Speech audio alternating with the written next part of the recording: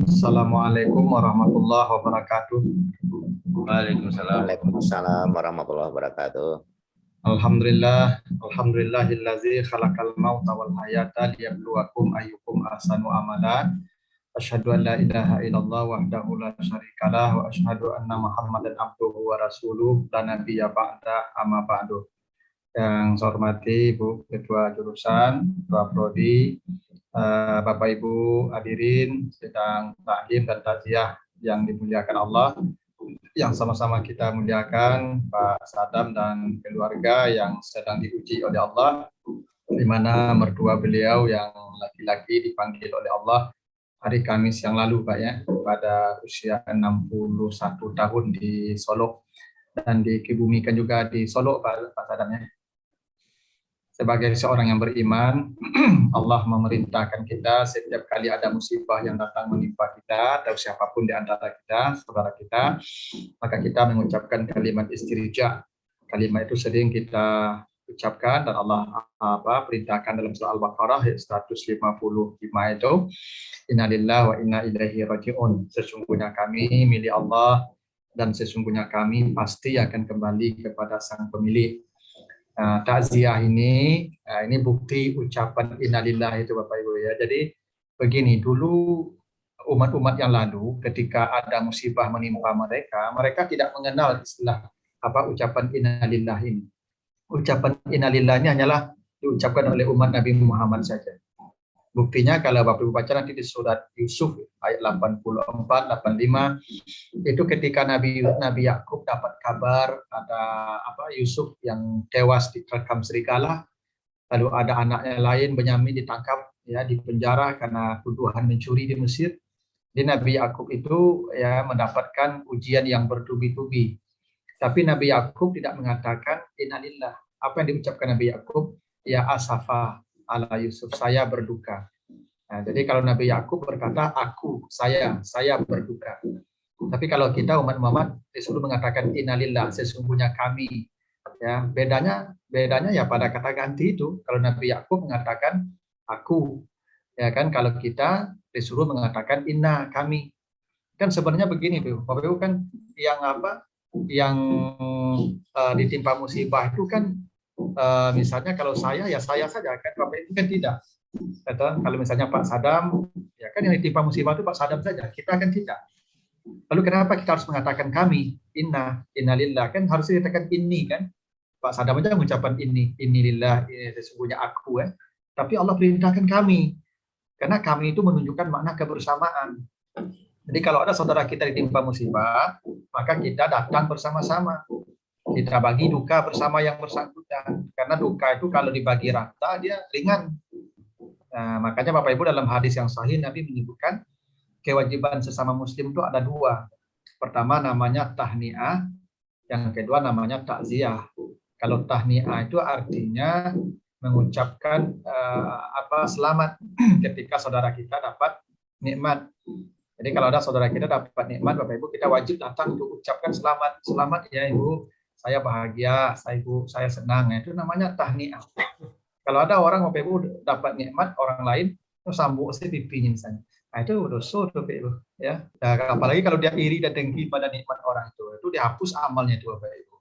Kewajiban sesama muslim itu kalau ada saudara kita dapat nikmat, maka kita dapat selamat. Namanya tahniah.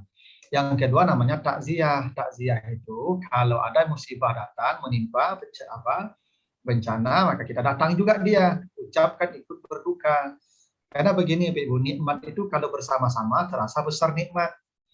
Nah, musibah kebalikannya, kalau bersama-sama terasa ringannya. Nah, makanya takziah ini itu kewajiban sesama muslim. Nah, walaupun seharusnya kita mendatangi rumah Pak Sadam ini, bawa makanan, Pak Ibu, ya. Karena perintah Nabi begitu, isna'u, ya, ta'aman li ali Ja'far. Jadi ketika Ja'far meninggal dunia, perintah Nabi kepada para sahabat, tuh datangi keluarga Ja'far tuh, bawa makanan yang banyak ke sana. Nah, jadi itu begitu, Pak. Jadi Bapak Ibu nanti kalau datang takziah, bawa makanan, nah, nanti kita makan juga sama-sama di sana. Itu boleh, itu perintah Nabi begitu. Ya, karena kata Nabi mereka sedang sibuk, sedang susah, sedang kacau, tidak sempat masak, maka kita datangi dia bawa makanan. itu boleh. Nah, tapi karena memang kondisi belum memungkinkan, ya terpaksalah kita dengan virtual. Mudah-mudahan pahalanya tidak berkurang. Karena kalau pahala takziah itu kan sama pahala ceramah, Ibu. Pahala mendengarkan majelis taklim kan dihitung per langkah kakinya tuh. Setiap langkah kakinya sama dengan ya setahun salat malamnya. Nah, sekarang kita tidak sempat datang, maka mudah-mudahan kuota yang habis akan disetarakan dengan langkah kaki yang kita langkahkan. Jadi semakin banyak kuotanya habis tuh, jadi yang duluan masuk itu banyak pahalanya Pak, yang terlambat masuk sedikit tuh pahalanya. Kan kuotanya tak sebanyak yang pertama masuk nanti itu. Kira begitu. Nah, Bapak Ibu yang saya muliakan, gini. Di surat Al-Baqarah ayat 36, itu ya dulu ketika Nabi Adam hendak diturunkan ke bumi, Allah sudah pesan wanti-wanti ke Adam itu. Apa kata Allah? Walakum fil ardi mustaqarrun wa mata'un ilahin. Wahai Adam, engkau tinggallah di bumi sementara sampai batas waktu yang sudah ditentukan. Jadi kata Allah, bumi ini memang mustaqarrun namanya, Pak Ibu ya. Mustaqarrun itu tempat diam sebentar. Itu mustaqarrun namanya itu.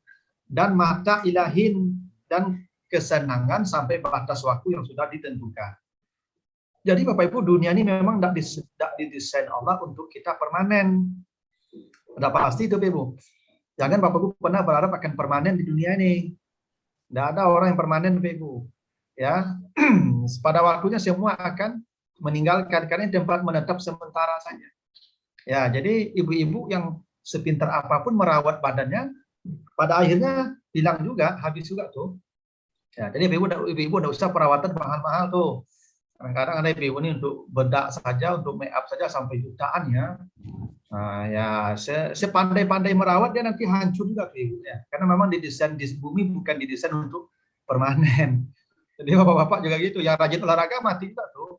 Ya, kalau ada olahraga tiap hari misalnya kan sepeda tiap hari itu mati juga nanti itu. Tidak ada yang bisa memperpanjang usia kita tuh. Karena memang begitu pesan Allah kepada Nabi Adam dulu ketika hendak turun ke bumi, kata Allah, Adam tinggallah di dunia sementara ya sampai batas waktu yang sudah ditentukan. Hin namanya. Bapak Ibu kalau baca nanti surah Al-Waqi'ah, surat yang surah Al-Waqi'ah ayat yang ke-60 ya, surat 56 ayat yang ke-60. Kata Allah, nahnu qaddarna bainakumul mauta wa ma nahnu bimasbuqin. Setiap kamu, kata Allah, telah ditetapkan kematiannya. Aduh, Masya Allah. Jadi gini Ibu ya, sebelum kita lahir ini, kita sudah ditetapkan Allah mati kita. Jadi semua kita sudah punya takdir, ketetapan namanya. Ya, ketetapan mati. Tidak ada orang yang lahir ke dunia ini kecuali dia sudah punya ketetapan matinya. Tapi menariknya begini loh Bapak Ibu.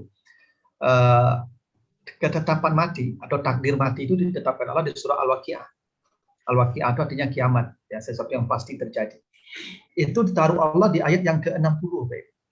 Al-Waqi'ah itu suratnya ada ayatnya 96. Nah pertanyaannya Bapak Ibu, kenapa kenapa takdir kematian itu ditaruh Allah di ayat yang ke-60? Kenapa tidak ayat pertama atau ayat 10 atau ayat yang terakhir misalnya, ayat 96? Kenapa di ayat ke-60? Jadi memang Al-Quran itu penuh isyarat, Bapak Ibu. Memang isyarat-isyarat Quran itu banyak. Ya, misalnya ginilah, Bapak kalau baca nanti surat Al-Anbiya 90. Jadi di Al-Anbiya 90 itu Allah mengkabarkan kepada Nabi Zakaria istrinya hamil. Kan sebelumnya Nabi Zakaria ngadu tuh, ya Allah, saya sudah tua bangka, istri saya mandul, saya sudah tua, istri saya sudah tua juga, berilah saya anak, itu ya. Lalu Allah kabarkan dia dapat anak. Dikabarkan di surah Al-Anbiya ayat 90. Nah, kenapa dia 90? Karena Al-Anbiya itu lebih 90. Nah, ini saya buat isyarat bahwa istri Nabi Zakaria itu hamilnya di usia 90 tahun. Nah, itu hebatnya Ibu ya. Ada isyaratnya. Nah, jadi Ibu yang 60 jangan khawatir, masih bisa karena istri Nabi Zakaria saja 90 hamilnya. Gitu. Jadi jangan putus asa berdoa karena mukjizat rahmat Allah itu maha luas. Ya. Istri Nabi Zakaria itu umur 90 baru diberikan keturunan oleh Allah. Kenapa ditaruhnya di ayat yang ke-90? Nah sama dengan tadi itu Ibu. Kenapa takdir kematian taruh ayat yang ke-60? Kenapa di ayat yang lain misalnya? Nah, ini isyarat juga dari Allah bahwa takdir kematian kita itu umur 60. Jadi Bapak Ibu yang sudah 60 usianya itu sudah sampai takdirnya, tidak lama lagi itu. Ya. Nah, saya dan aku nakuti Bapak Ibu ya. Bapak Ibu yang 55 di 5 tahun lagi misalnya. Bapak Ibu yang sudah 56 berarti 4 tahun lagi. Dan memang begitu Bapak Ibu, kita ini diberikan usia oleh Allah standar 60 sampai 70. Lalu dalam hadis yang sahih disebutkan, umatku kata Nabi antara 60 sampai 70, sedikit yang di atas 70 itu. Maka kalau Bapak Ibu perhatikan, coba baca sejarah. Nabi Muhammad, Abu Bakar, Umar, Utsman, Ali, 5 orang itu, Nabi Muhammad 63, Abu Bakar 64, Umar 63, Utsman 80, Ali 63. Nah, Bapak Ibu jangan berpatokan ke Utsman. Itu kasus itu. Ya kan dari 5 orang itu hanya satu yang 80, 4 63, 64. Nah, coba Bapak Ibu perhatikan, Bapak Ibu teman-teman, Bapak Ibu yang sudah berusia 60 misalnya. Misalnya Pak Muni, coba Bapak cari teman-teman SD Bapak dulu. Berapa yang tersisa lagi? Ya mungkin separuh lagi, Pak. Yang separuhnya sudah melanjutkan Pak perjalanan ke tempat lain. Maka itu artinya sudah giliran kita tuh. Makanya Bapak Ibu yang sudah usia 55, 56, itu kan lama aja lalu oleh itu. Pelaring satu itu. Ya kan? Makanya orang tuanya Pak Sadam berapa? 61 Pak kan? Ya masa gitulah, takdir kita udah sampai tuh. Ya, kalau Pak Muni udah berapa Pak Muni? Masuk 64 Pak Ustaz. 63 Oh, habis. mampir Pak ya. Nah, itulah bisa beko malam, besok pagi atau seminggu malam itu. Tapi kan kita tidak tahu itu Pak. Tapi artinya sudah sangat dekat kalau diukur dengan standar yang normal tadi itu Pak. Itu sudah Allah kasih isyarat tuh Pak, 60. Kata Allah tuh 60. Makanya takdir kematian itu ditaruh Allah di ayat yang ke-60 surat Al-Waqiah itu. Karena itu sebagai isyarat. Tapi begini ya Pak Ibu. Takdir kematian kita ini Allah tetapkan 3. Ya, 2 disebutkan di surat Luqman ayat 34, ya di surat Luqman ayat 34, 1 di surat Ali Imran ayat 154. Jadi ada 3 ketetapan mati kita nih Bapak Ibu, dan kita tidak akan mati kecuali di 3 ketetapan itu. Nah, pertama kata Allah di Luqman ayat 34 itu, innallaha indahu ilmus sa'ah. Pertama, Allah telah menetapkan untuk kita sa'ah namanya, waktu atau jadwal mati kita. Jadi Bapak Ibu, semua kita ini Bapak Ibu sudah punya jadwal. Bapak Ibu tidak akan mati kecuali pada jadwalnya. Jadwal itu yang disebut dengan ajal, yang dalam bahasa Al-Quran, ajal itu la yastakhiruna sa'atan wa la yastaqdimun. Tidak bisa dimajukan, tidak bisa dimundurkan, walaupun 1 detik. Ada orang yang sudah ingin mati, tapi tidak akan mati kalau tidak pada waktunya. Ada orang yang anaknya masih kecil-kecil ingin hidup sampai anaknya dewasa, kalau waktunya datang mati dia itu. Jadi kita ini Bapak Ibu tidak akan mati kecuali pada jadwal yang Allah tetapkan. Nah, jadi Bapak Ibu tidak usah khawatir ya, kalau makan salah nekat juga tanda selero tuh. Ya, karena kadang orang nahan selero, kadang-kadang Bapak adalah umur 60 di ibu tidak boleh makan santan lain. Tidak boleh makan santan, tidak boleh makan minyak-minyak, tidak boleh makan daging. Agi salah ibu, tidak agi loh. Tidak boleh dua lebih labian ya tidak elok lah. Tapi apun teragak dapat agi salah. Ya kalau memang mati bukan karena makan, itu yang mematikan, ajalnya sampai itu, ya. Aja dan dalam selero Bapak Ibu umur kau tambah dan kurang lah. Selero lah tahan Bapak Ibu rugi ya nyalai. Suruh makan saya kan ketujuh beliau tuh. Aja tahan selero beliau tuh. Karena penyakit tidak ada yang mematikan Bapak Ibu. Penyakit itu tidak ada yang mematikan. Yang mematikan itu karena ajalnya sampai. Itu kata Allah, semua orang sudah punya ketetapan waktu, dan waktu tidak bisa diundur, tidak bisa dimajukan apapun sebabnya. Ya kalau orang ditabrak mobil misalnya, mati. Banyak orang ditabrak mobil, bahkan jauh dia loto, mati kan. Karena ada orang disenggol loto, jauh kan senggol sepeda saja matinya itu. Bukan karena tabrakan itu yang membuat dia mati, waktunya tepat itu. Karena waktunya cocok. Nah almarhum, ya kan, mertua Pak Sadam sudah cocok waktunya, sudah pas itu, meninggal beliau. Kita ini menunggu waktunya saja tuh, kapan waktunya kita tidak dikasih tahu, Ibu. Makanya kata Allah, Bapak Ibu kalau baca nanti surat Taha, surat yang ke-20 ayat yang ke-15, katalah inna sa'ata atiyatun akadu ukhfiha. Kematian itu pasti datang kata Allah, tapi saya sembunyikan. Jadi kata Allah kematian itu disembunyikan Allah waktunya. Saya tidak tahu kalau Bapak Ibu dikasih tahu waktu apa yang terjadi ini. Ya kan, misalnya Bapak Ibu, Ibu seminggu lagi ya, Rabu depan saya jemput habis zuhur gitu. Saya yakin Ibu ini pasti ambil sajadah, ambil tasbih, ambil Quran, tidak akan kemana-mana lagi itu. Tidak akan ke mall, tidak akan kemana. Pokoknya Ibu duduk, setting sajadah sampai malaikat mau datang. Kan normal hidup kita, Ibu. Tidur tidak bisa, makan tidak mau. Kenapa? Karena kita sudah tahu jadwal mati. Dan kita tidak tahu, Ibu, boleh jadi setelah ini setelah pengajian ini ada di antara kita yang diambil nih. Tapi kita masih tertawa, Ibu, masih bisa senyum-senyum. Padahal kita menghitung berapa jam saja, menit saja kita. Dan ada jamaah saya Bapak Ibu di Masjid Al-Falah di Tabiang itu.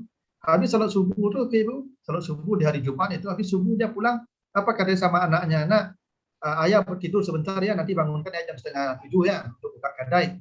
Iyalah cak anaknya. Lalu habis subuh di jam 6:30 udah dijago dan jago-jago oleh Bapak Ibu. Kan ada yang tahu kita tuh Bapak Ibu. Mana tahu di antara kita nih Bapak Ibu kan pulang misalnya dari kantor, pulang dari ngajar, apa yang terjadi di jalan ini kita kena tahu. Nah, selesai Bapak Ibu. Makanya kalau Nabi mengatakan la iza asbahta fala tantaziril masa.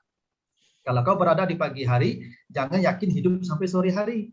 Karena boleh jadi itu pagi terakhir kau melihat matahari terbit. Kalau engkau berada di sore hari, fala tantaziril sabah. Jangan kau yakin hidup sampai pagi hari. Boleh jadi kamu tidak bangun lagi di pagi hari. Kan banyak orang tidur malam tidak bangun lagi kan Bapak Ibu. Nah, karena itu hidup kita ini hanyalah kurang dari 12 jam Bapak Ibu. Tapi waktu itu tidak ada yang tahu. Allah sembunyikan supaya amal berlaku adil balasannya. Kalau semua orang tahu jadwal matinya, pasti salih orang sadar. Saya yakin 1000% saya yakin salih orang sadar. Tapi Allah sembunyikan supaya kata Allah itu jazaa kullu nafsin bima tas'a. Begitu kata Allah di surat Taha yang ke-15. Nah, jadi yang Allah tetapkan untuk kita ini satu jadwal. Jadi Bapak Ibu sudah ada jadwalnya nih. Kita ganti-gantian saja nanti tuh. Ya bisa jadi Bapak Ibu duluan, saya belakangan atau sebaliknya. Yang jelas yang tua tentu secara sunatullah lebih duluan dari yang muda. Itu sunatullahnya, walaupun yang muda bisa jadi lebih duluan. Kalau diurut nih mungkin saya paling terakhir di antara Bapak Ibu ini. Ya, kalau mau diurut, tapi kan Allahu a'lam. Bisa jadi saya lebih duluan. Kan sunatullahnya begitu tuh. Tapi kan semua disembunyikan Allah dari kita, tidak ada yang diberitahu tuh Bapak Ibu ya. Nah, yang kedua yang Allah tetapkan untuk kita tuh di surat Luqman 34 tadi, wa mata tadri nafsun bi ayyi ardin tamut. Setiap orang udah Allah tetapkan bumi tempat dia mati. Jadi Bapak Ibu udah tahu nih buminya udah Allah tetapkan di mana, ada yang di Padang Panjang, di Bukit Tinggi, di Padang, di Jakarta, di luar negeri. Dan kita nggak tahu Bapak Ibu di mana bumi kita akan mati, dan kita tidak akan mati kecuali di bumi itu. Percayalah Bapak Ibu. Jadi Bapak Ibu kalau kapan jalan-jalan, paizelah akan kamari asas cocok buminya mati di kursi rumah. Dan camel Bapak Ibu deh. Pokoknya kita hanya akan mati di bumi yang Allah takdirkan. Saya punya guru Bapak Ibu. Ya mungkin Bapak Ibu tahu sebagian itu Pak Profesor Masnal Zazuli itu beliau setiap bulan ke Makkah tuh, setiap bulan ke Makkah, tapi matinya dari Makkah Bapak. Kenapa? Buminya ada cocok di sana. Ada orang yang ke Makkah baru turun pesawat mati di sana langsung. Kenapa? Buminya cocok. Ada sebuah cerita nih Bapak Ibu. Jadi dulu Nabi Sulaiman, dia kan sering rapat tuh dengan pembesar-pembesarnya. Jadi kalau aku baca di surat An-Naml itu mulai ayat yang ke-14 itu cerita Nabi Sulaiman itu sering rapat. Satu kali dia duduk dengan kawan-kawannya, ada satu kawannya yang samping dia itu, lalu ada seorang yang baru datang, duduk dekat pintu melambaikan tangan ke Sulaiman. Sulaiman pun melambaikan tangan. Tidak ada yang tahu siapa yang datang itu, kecuali Nabi Sulaiman saja yang tahu. Nah, kawan yang baru tiba, kok duduk dekat pintu, kok gak panjang-panjang caliannya ke kawan Sulaiman, dan dia duduk samping Sulaiman. Tentu orang baru-baru tiba datang mencari kawan, gak perlu cari kencam nih, Ibu. Langsung darah, tanya ke Sulaiman, lalu baru orang sedang Sulaiman. Saya yang duduk dekat pintu tadi itu. Kecil Sulaiman, tuh, buruk cali kamu udah lama perasaan boleh. Kecil Sulaiman, itu kawan ambo tuh malaikat maut. Nonongan nama malaikat maut, kok sanggup langsung dulu dia buruk cali kawan. Oh, enggak betul Sulaiman. Anta ambo ke India lah. Tadi lagi buruk cali kamu tibonya itu ragu semuanya. Ayalah kecil Sulaiman dipanggil angin lah. Sulaiman itu kena angin tuh, kan ada kawan ambo ke India lah. Alah diantar ke India, tibolah di India. Besok pagi yo tiba malaikat maut tu balik. Panggil Sulaiman lah yang bilang, "Baku buruk mana cali angka kawan ambo patang sekolah bangki cami." Pakai cek malaikat maut, banyak keburuk cali ambo tu. Patang ambo disuruh mencabut nyawanya di India. Hanya disikoi baru aja. Itu pusing pada ambo bak mencabutnya aja. Tu bala aja. Pas ambo di jadwal mati itu tiba mau di India nampak aja lah. Tiba di India nampak ambo mencabut matinya aja. Nah, jadi gitu Bapak Ibu. Jadi menghindari mati itu justru kita menemui kematian kita. Bapak Ibu tidak usah khawatir. Semua orang sudah punya bumi tempat dia mati. Ada orang mau coba Bapak Ibu. Berapa kita bersaudara? Ya, ada yang 5, ada yang 7. Lahirnya sama tempatnya, tapi matinya sama ada Bapak Ibu. Beda-beda Pak. Sesuai dengan tempat yang Allah takdirkan tadi. Itulah kata Allah kenapa di bumi mana manusia akan mati Allah sudah menetapkan. Tapi tidak dikasih tahu Pak. Saya yakin nih kalau Bapak Ibu dikasih tahu tempat matinya akan ke sana tuh. Karena dikasih dulu itu ya, tak mati-mati gitu. Nah, makanya kita karena tidak tahu tempat kita mati, kita enak berjalan ke sana kemari. Padahal boleh jadi Bapak Ibu keluar rumah, misalnya ke Bukit Tinggi, sedang menuju tempat mati itu, karena jadwalnya di sana. Memang di situ. Ya, kemarin tuh Bapak Ibu saya takziah ke rumah Pak Profesor Weri, Pak mantan rektor UNAN itu, 2 minggu yang lalu. Jadi ibu beliau itu, ya ibu Pak Weri itu, biasanya di Padang sama beliau, bertahun-tahun di Padang. Lalu beberapa waktu yang lalu dibawa oleh anaknya yang paling tua ke Tanjung Pinang. Meninggal di Tanjung Pinang, Pak. Padahal bertahun-tahun di Padang. Dan dibawa ke Tanjung Pinang, meninggal di Tanjung Pinang. Nah, itu bukti bumi tempat kita mati itu sudah Allah tetapkan. Ya, itu takdir yang kedua. Takdir yang ketiga, Bapak Ibu kalau baca di Ali Imran 154, "Lau kuntum fi buyutikum la barazal ladzina kutiba alaihimul qatsu ila madajihim," yang Allah tetapkan untuk kita ini adalah sebab mati kita. Jadi Bapak Ibu sudah tetap nih, ada yang mati jatuh, mati tenggelam, mati terpanggang, mati ya diterkam binatang buas, mati karena penyakit ini, penyakit itu, semua sebab saja, Bapak Ibu. Jadi Bapak Ibu tidak usah khawatir dengan corona nih. Corona nih kalau Bapak Ibu ditakdirkan mati karena corona, itu masker setapa goni pun masuk itu dong, ada perlu lah.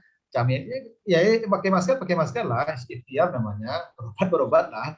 Tapi kita akan mati sudah ada sebabnya, Bapak Ibu. Percayalah, Bapak Ibu. Sebab mati kita tidak ada yang sama. Jadi ibu-ibu bapak-bapak yang rumahnya di Tapilawi itu, yang ada kayak Pak UNP itu aja pindah lah institusi lah taruh tidak ada. Ya kalau Bapak Ibu ditakdirkan mati karena tsunami, pasti di puncak gunung karena tsunami itu tuh. Semua kita sudah punya sebab mati, dan mati kita ini tidak akan sama sebabnya, Bapak Ibu. Khalid bin Walid, Bapak kalau baca Khalid bin Walid ceritanya, Khalid bin Walid itu dari muda perang, sampai seluruh tubuhnya udah penuh dengan bekas-bekas tusukan pedang. Tapi sayang Khalid bin Walid tidak mati di medan perang, dia mati di atas kasur. Padahal tiap malam dia berdoa agar mati di medan perang. Tapi tidak, Allah tidak menetapkan sebabnya karena tusukan pedang. Dia matinya karena penyakit. Ya dia di atas kasur mati. Dia menganggap begitu, sebab mati kita ini tidak ada yang sama. Dan Allah sudah menetapkan ya sebabnya untuk kita masing-masing. Nah, bila ketiga ini cocok, waktunya cocok, tempatnya cocok, sebabnya cocok, mati. Pasti mati dari Indo. Bapak Ibu mau hidup dan cocok di Google itu. Asal cocok di Google, Bapak Ibu baik itu. Tetapi tidak ada cerita ya rajin olahraga, kau sehat, kau muda, kan tidak ada alasan itu. Yang tiga ini kalau cocok pas meninggal. Nah, almarhum sudah menemukan ketiganya. Ada waktunya sudah pas, tempatnya pas, dan sebabnya juga pas. Sebabnya tadi ginjal kan? Itu sebab saja. Itu banyak orang kena ginjal, Pak. Nah, mati kan? Ya, banyak orang kalau masuk rumah sakit ya sebentar dia mati gitu. Ada orang vaksin sebab mati langsung. Bukan vaksin itu banyak mati, sebab saja. Ya kan? Semua punya sebab. Tak ada yang tidak punya sebab. Sebabnya beda-beda. Yang intinya yang tiga tadi, karena ajalnya pas, waktunya, tempatnya cocok, dan memang sebabnya itu Allah takdirkan. Tapi begini loh, Bapak Ibu. Kematian itu tidak perlu Bapak Ibu risaukan. Kapan mati di mananya, tidak perlu risau. Kita menunggu saja itu. Ya. Yang penting Bapak Ibu risaukan itu saya matinya itu baik atau tidak. Nah, itu bisa kita atur. Itu bisa kita atur, Bapak Ibu. Kalau matinya baik atau tidak bisa kita atur. Itu kenapa? Bapak Ibu kalau baca surah An-Nazi'at ayat 1 sampai 4 itu. Makanya malaikat mencabut nyawa itu dua, jenis tidak satu, Bapak Ibu. Ya, Israel itu bukan malaikat pencabut nyawa namanya, itu Israel itu GM-nya, general manajernya itu, dia tidak bekerja itu. Eksekutor lapangan itu bukan dia. Dia tuh top leadernya itu. Nah, ada petugas-petugas di bawah itu yang mencabut nyawa. Nah, mencabut nyawa ini dua namanya, Bapak Ibu. Ada wan nazi'at, ada wan nasyita. Wan nazi'at itu artinya yang mencabut dengan kasar, yang mencabut dengan keras. Nah, kalau wan nasyita yang mencabut dengan lunak, dengan lembut. Nah, jadi Bapak Ibu kan dua malaikat yang mencabut nyawa. Ada yang kasar nazi'at, ada yang lembut namanya nasyita. Nah, Bapak Ibu boleh pesan, mau pesan yang mana? Jadi malaikat mencabut nyawa itu order, Bapak Ibu, delivery itu tergantung pesanan. Mana Bapak Ibu pesan? Bapak Ibu kalau pesannya yang kasar datang. Bapak Ibu kalau mau kasar yang lunak datang. Jadi kalau Bapak Ibu tanya, Ustaz, itu mati itu sakit, Ustaz? Ya tergantung yang tibu. Kalau wan nazi'at tibu, oh sakit lah. Ya. Kalau wan nasyita tibu, oh lunak warnanya, sama lunaknya, tidak terasa lah. Ya, kalau wan nazi'at itu makanya ada cerita Bapak Ibu kalau baca nanti kitab Ihya Ulumuddin itu Al-Ghazali mengutip sebuah riwayat itu. Jadi Nabi Isa itu dulu pernah menghidupkan orang mati atas permintaan muridnya. Dia berdoa pada Allah, hiduplah orang mati. Ditanya, berapa lama kau sudah di sini? Maksudnya berapa lama kau mati? Orang itu menjawab sudah 500 tahun. Apa yang kau rasakan selama 500 tahun? Itu sakit matinya belum hilang. So, sakitnya udah 500 tahun udah hilang juga sakit matinya. Jadi kalau yang mencabutnya wan nazi'at, Kenapa bisa begitu? Nanti ibu bacalah di surat apa Al-Anfal ya ayat 50 ya Al-Anfal ayat 50. Orang-orang kafir, para pendosa, ahli maksiat kalau mati tidak nyaman begitu. Al malaikatu yadribuna wujuhahum adbarahum. Para malaikat menampar-nampar wajahnya. Ada orang kalau mati tampar-tampar malaikat begitu. Bukan dicabut, ditampar-tampar begitu. Bayangkan seperti apa besarnya tangan malaikat, seperti apa ganas malaikat yang menampar-nampar itu tidak bisa dibayangkan. Jadi kalau ada orang misalnya mau lengah-lengah, tidak di mati itu boleh jadi serang kena tampar. Tapi Allah wa'ala tapi aja itu salah sangkur itu. Apa kawan melengah-lengah reka mati dalam sakratul maut kan lengah-lengah kita kan aku ni kecil ustaz atau biko kesam kena tampar. Ya Allah wa'alam kita kan tahu apa yang terjadi. Tapi memang malaikat ada kalanya kasar menampar-nampar. Tapi kalau ibu ingin lunak matinya ada, caranya ada. Nanti baca Fusilat ayat 30. Ya surah Fusilat ayat 30. Apa kata Allah? Innal ladzina qalu rabbuna Allah tsumma istaqamu tatanazzalu alaihimul malaikatu alla takhafu wa la tahzanu wa abshiru bil jannati allati kuntum tu'adun. Ada orang-orang yang ketika mati kata Allah malaikat turun menghiburnya. Jangan takut, jangan sedih. Diperlihatkan surganya. Ada orang ketika mati itu diperlihatkan surganya.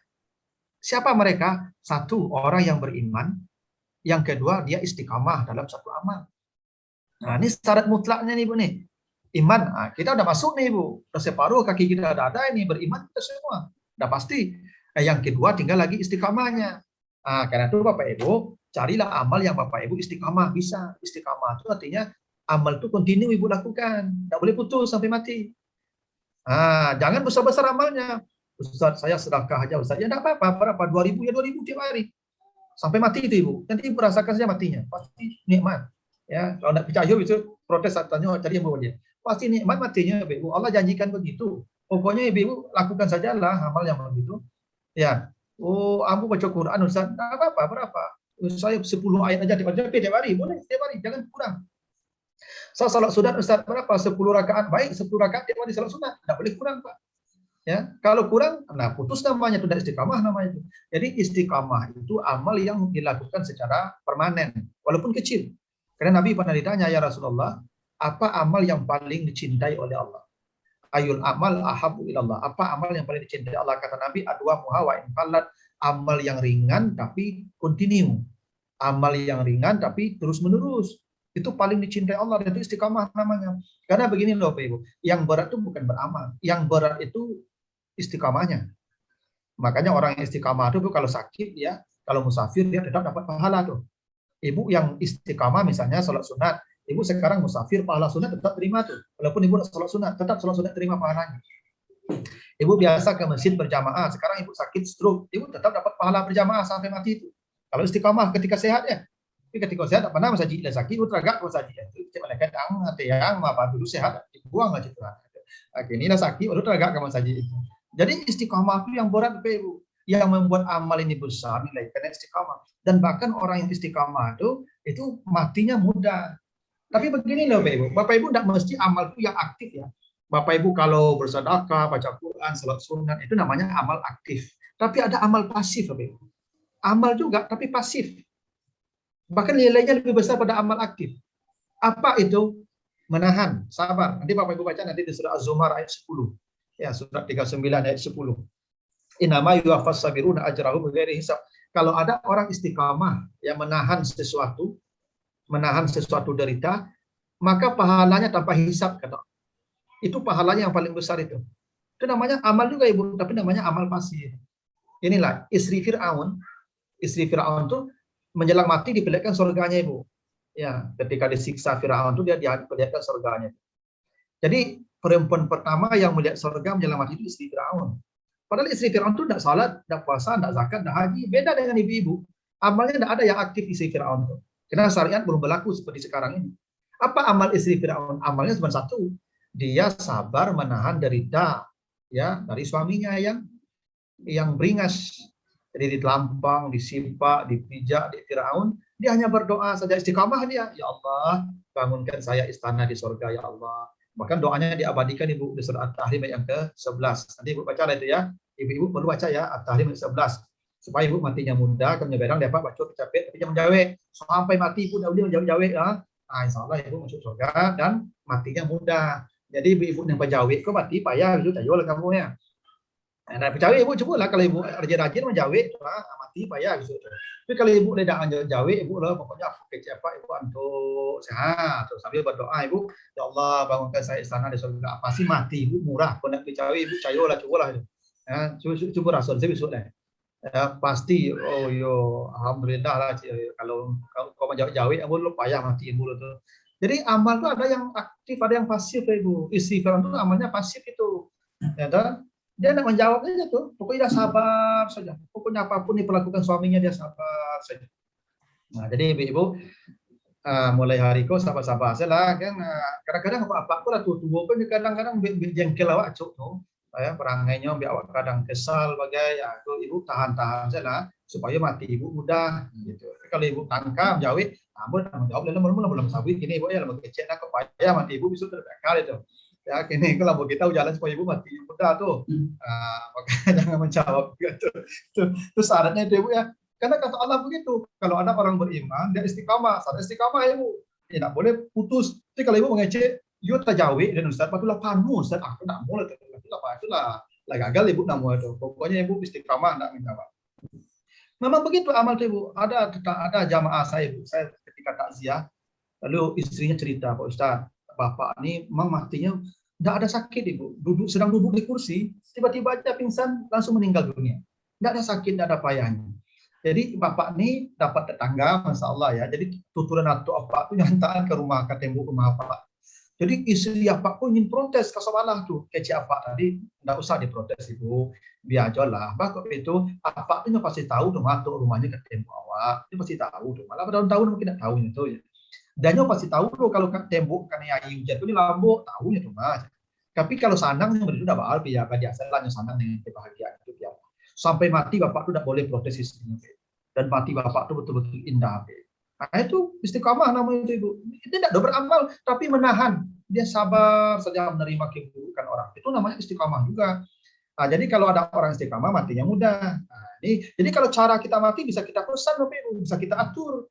Bapak Ibu kalau ingin mati susah, cocok menjawab ibu-ibu. Tapi kalau ingin matinya lunak, mulai hari itu ibu tanam, gitu ya, ya gitu. Ikut kuda taluk yang boleh Ustaz, kamu pernah amalin cip, kuda taluk yang boleh ibu penjawab akidah yang lain lain. Amal aktif jadi. Ya, ibu gue amal aktif. Kok sedekah ibu, kok apa Quran ibu, kok salat sunat ibu. Pokoknya ada amal yang ibu istiqamah. Nah, itu syarat matinya kalau ngemat. Tapi Bapak Ibu mati itu akan menentukan perjalanan selanjutnya. Kalau mati Bapak Ibu nasyidat, selanjutnya nikmat. Tapi kalau enggak, supaya nanti perjalanan kita masih panjang tuh Ibu. Makanya kata Allah di surah Al-Insan, tapi kalau baca surah Al-Insan, Al-Insyiqaq. Kalau baca surah Al-Insyiqaq ayat yang ke-6, innaka kadihun ila rabbika kadahan famulaki wahai manusia, kamu akan berjalan setelah mati itu kamu akan berjalan jauh. Jadi kita akan berjalan jauh, jauh perjalanan kita itu. Ya, dan setelah mati ini kita akan transit nih. Ada alam transit namanya alam barzah. Itu alam pemisah. Dunia lewat, akhirat belum. Kita berada di antara itu. Nah, disitulah kita akan transit menunggu kiamat. Nah, di sana itulah ya Bapak Ibu akan merasakan apa namanya itu DP. Yang calon penghuni neraka, tapi DP neraka situ. Yang calon penghuni surga, tapi DP surga. Tapi DP baru belum azab, karena azab nanti setelah hisab. Tapi alam barzah itu sudah menentukan kita bahagia atau tidak di sana. Tapi sebenarnya saya katakan bahwa ibu-ibu ini, bapak-bapak ini, insya Allah bahagialah di alam barzahnya. Kenapa? Bapak Ibu punya amal yang dijamin Nabi bahagia sampai hari kiamat. Apa itu? Kan kata Nabi begini Ibu, ada 7 ya, sab'atun yajri li ajalil abdi ajruhunna wa huwa fi qabri ba'da mauti ila yaumil qiyamati. Ada 7 amal yang akan menyelamatkan manusia di alam barzah sampai hari kiamat. Dia tidak merasakan susah payah capek, tidak ada. Dia nikmat seperti pengantin baru saja di alam barzah itu. Nikmat. Sebentar saja rasanya udah kiamat aja, udah berbangkit aja. Ada 7 amal kata Nabi. Nomor 1 itu yang paling hebat. Man 'allama ilman. Siapa yang pernah mengajarkan ilmu. Ibu-ibu apa-apa tinggal menunggu mati saja kok. Laman. Yang penting tentu ikhlas ngajarnya. Ya, tapi kalau sertifikasi dikajian, kalau macet sertifikasinya mana aja. Tapi kalau lancar sertifikasi rajin aja. Kalau itu udah dapat itu. Tapi kalau lain dah, insya Allah ibu aman. Ini kan ilmu apa Ustaz? Ilmu apa saja lah. Kan ilmu itu nakirah namanya, indefinite. Ilmu apa saja. Yang penting ilmunya bermanfaat selain sihir. Nah, kalau kecuali sihir yang diajarkan ya enggak. Tapi kalau ilmu matematik, fisika, biologi, Al-Quran sama saja ilmu dari Allah selama bermanfaat. Makanya ilmu yang bermanfaat namanya. Ibu-ibu sudah aman lah, bapak ibu sudah aman. Tapi bapak ibu jangan merasa diri aman mana. Dan aman dan menunggu apa selain dengan berjadwal saya. Aku lembar zakat, aku lah sandang ada lain. Tak boleh begitu. Ibu-ibu tetap beramal, tetap juga ya berlomba-lomba. Karena walaupun ini sudah dijamin, tapi kan kita ingin juga level yang paling tinggi itu. Ya kalau ingin level paling tinggi itu digiatkan pula amalnya, tambah lagi amalnya. Tapi memang ya kalau jadi guru itu sudah paling hebat. Jadi ibu bapak tidak usah jadi pejabat lagi ibu ya, sudahlah jadi dosen aja lah sampai pensiun insya Allah. Ya bapak ibu diamankan. Kalau jika di pejabat itu kurang jam aja apa? Kurang jam aja seketik ini efeknya gitu. Itu kalau tidak banyak menjabat tentu lebih panuh aja Pak, banyak sampai 20 SKS begitu. Makin banyak majanya makin aman dalam bahasanya. Nah gitu Pak Ibu. Nah walaupun tidak punya ilmu, tapi ada lagi yang terakhir ya, di samping menanam pohon, mewariskan mushaf, ya, mengali sumur, ya, mengalirkan air. Nah, 7 ya. Ada lagi yang terakhir. Ini tarakawal dan astagfirullah, yang meninggalkan anak yang memintakan ampun. Ini yang paling penting nih Ibu. Anak-anak kita dia memintakan ampun atas dosa kita. Makanya nih Pak Sadam, kan beliau punya anak tuh. Berapa orang anak beliau? Pak Sadam? Oh, anak almarhum Anak 3 Pak almarhum. Ustaz. 3. Ada 3 ya, ada laki-laki. Ada Pak Ustaz. Ya, tolong bantu, tolong sampaikan ke beliau, anak-anak beliau tolong doakan setiap waktu salat didoakan. Karena nanti kata Nabi ada orang diangkat ke surga paling tinggi, amalnya sedikit, surganya paling tinggi. Dia malu kepada Tuhan, bertanya, ya Rabb, ana lihaza, ya Tuhan, ini surga saya, gimana ceritanya saya hebat ini, amal saya kecil, sedikit. Apa jawaban Allah? Hazza bistighfari waladhikalaka, ini anakmu rajin memintakan ampun atas dosa-dosamu, maka surgamu saya angkat ke surga paling tinggi. Maka beruntunglah Bapak Ibu yang punya anak yang selalu memintakan ampun atas dosa kita. Dia berkata, Rabbi firli wali walidayya warhamhuma kama rabbayani shaghira. Bapak ibunya diangkat ke surga paling tinggi itu. Ya pasti dijamin, Allah yang sebutkan, Nabi yang jamin, bukan saya. Kalau ada orang punya anak begitu. Nah, maka ibu-ibu anak-anak yang kadang-kadang tolong saya gitu. Jadi tolong tuh dikirimkan ya doa itu untuk orang tua kita. Saya kira begitu Bapak Ibu. Mudah-mudahan ini orang tua Pak Sadam diampuni dosa-dosa beliau semua jika ada. Semua amal baik beliau terima oleh Allah, ditempatkan di tempat yang mulia di alam barzah, dan dikumpulkan kembali di surga. Karena nanti kita akan satu kumpulan lagi Ibu ya. Nanti Bapak Ibu baca di surat Ar-Ra'd ayat 23-24 ya. Manusia yang paling bahagia kata Allah mereka yang masuk surga ya, yadkhulunaha, masuk surga, jannatu adnin yadkhulunaha wa man salaha min abaihim wa azwajihim wa dzurriyyatihim. Mereka masuk surga bersama bapak-bapaknya, kakeknya, buyutnya, anaknya, suaminya, istri, cucunya, semua kumpul. Jadi kita ini nanti Bapak Ibu akan bahagia kalau berkumpul lagi dan sama-sama keluarga. Itu pasti itu. Wa yang qalibu ila ahlihi masrura, itu dalam surah Al-Insyiqaq kita disebut begitu. Manusia yang paling bahagia dia kumpul dengan keluarganya lagi. Jadi ibu-ibu, ibu jaga bapak, bapak jaga ibu, jaga anak. Karena kita nanti akan satu keluarga lagi di sana tuh Pak. Maka kita menikah ini bukan hanya di dunia nih Pak, menikah sampai ke surga. Pasangan kita di dunia ini juga pasangan kita di surga. Ya suami ibu di dunia ini suami ibu juga di surga. Jadi, begitulah Bapak Ibu. Kalau ada pertanyaan saya persilahkan dulu, saya kembalikan ke Mekah. Terima kasih banyak. Silakan Pak. Assalamualaikum warahmatullahi wabarakatuh. Waalaikumsalam warahmatullahi wabarakatuh. Terima kasih Pak Ustadz. Baik Bapak Ibu, kita masuk sesi berikutnya, sesi pertanyaan. Silakan Bapak Ibu yang mau bertanya, raise hand atau open mic. Ini yang pertama ada Pak Sadam. Saya kumpulkan 3 dulu Bapak Ibu. Siapa berikutnya? Pak Yusmet. Pak Yusmet yang kedua, yang ketiga Bapak Ibu siapa? Silakan. Sudah saya Pak Farid. Pak Magni, oke. Baik, ada 3 penanya ini Pak Ustadz. Mungkin langsung saja dipersilahkan ke Pak Sadam menyampaikan pertanyaannya. Silakan Pak. Si Pak Farid, terkait masalah sakit Pak Ustadz. Kan sakit itu ada sakit yang berupa apa ya, teguran kepada kita atau cobaan atau lainnya begitu Pak Ustadz. Nah, ciri-ciri kalau sakit kita itu karena eh, bagaimana kriteria kalau kita sakit itu sakit menghapus dosa begitu Pak Ustadz. Jadi beliau ini memang selama 2 tahun sakit gitu Pak Ustadz. Nah, bagaimana kita yang masih hidup ini Pak Ustadz ya, dalam kita sakit, bagaimana kalau sakit kita itu benar-benar dalam hadis bisa menghapus dosa kita begitu Pak Ustadz. Bagaimana kita menyikapi sakit yang kita derita begitu Pak Ustadz. Terima kasih. Oke, baik, terima kasih Pak Sadam. Pak Ustadz mau dijawab langsung atau kita kumpulkan dulu Pak Ustadz? Boleh. Saya jawab langsung juga boleh. Jawab Oke, langsung. langsung saja, Oke. Pak Ustadz. Begini Pak, nanti Bapak Ibu baca di 2 surat ini ya. Ada di surat pertama Asy-Syura ayat 30 nih. Ya, Asy-Syura 30. Surat 42 ayat 30. Yang kedua ada di surat Asy-Syura juga ayat 34. Ya, pertama. Nah, kata Allah ini au yubikhunna bima kasabu wa ya'fu an kasir. Sama dengan tadi. Wa ma asabakum min musibah fa bima kasabat aydikum. Kalau ada bencana yang datang menimpamu, sakit itu bagian daripada musibah. Sakit itu bagian daripada musibah. Tidak ada satupun musibah yang menimpamu, termasuk sakit tadi. Bima kasabat aydikum, kecuali karena dosamu. Jadi semua musibah, sakitkah itu segala macam itu karena dosa yang pernah kita perbuat. Kata Allah wa ya'fu an kasir, tujuannya Allah bertangkan musibah itu supaya Allah memaafkan banyak dosamu. Itu tujuan Allah begitu Pak. Nih. Jadi tujuan Allah membuat kita sakit karena dosa kita banyak agar Allah memaafkan banyak dosa-dosa kita. An kasir. Jadi memang Bapak Ibu, penyakit itu dalam keyakinan seorang muslim itu bukan keburukan. Bahwa penyakit disebabkan dosa itu betul.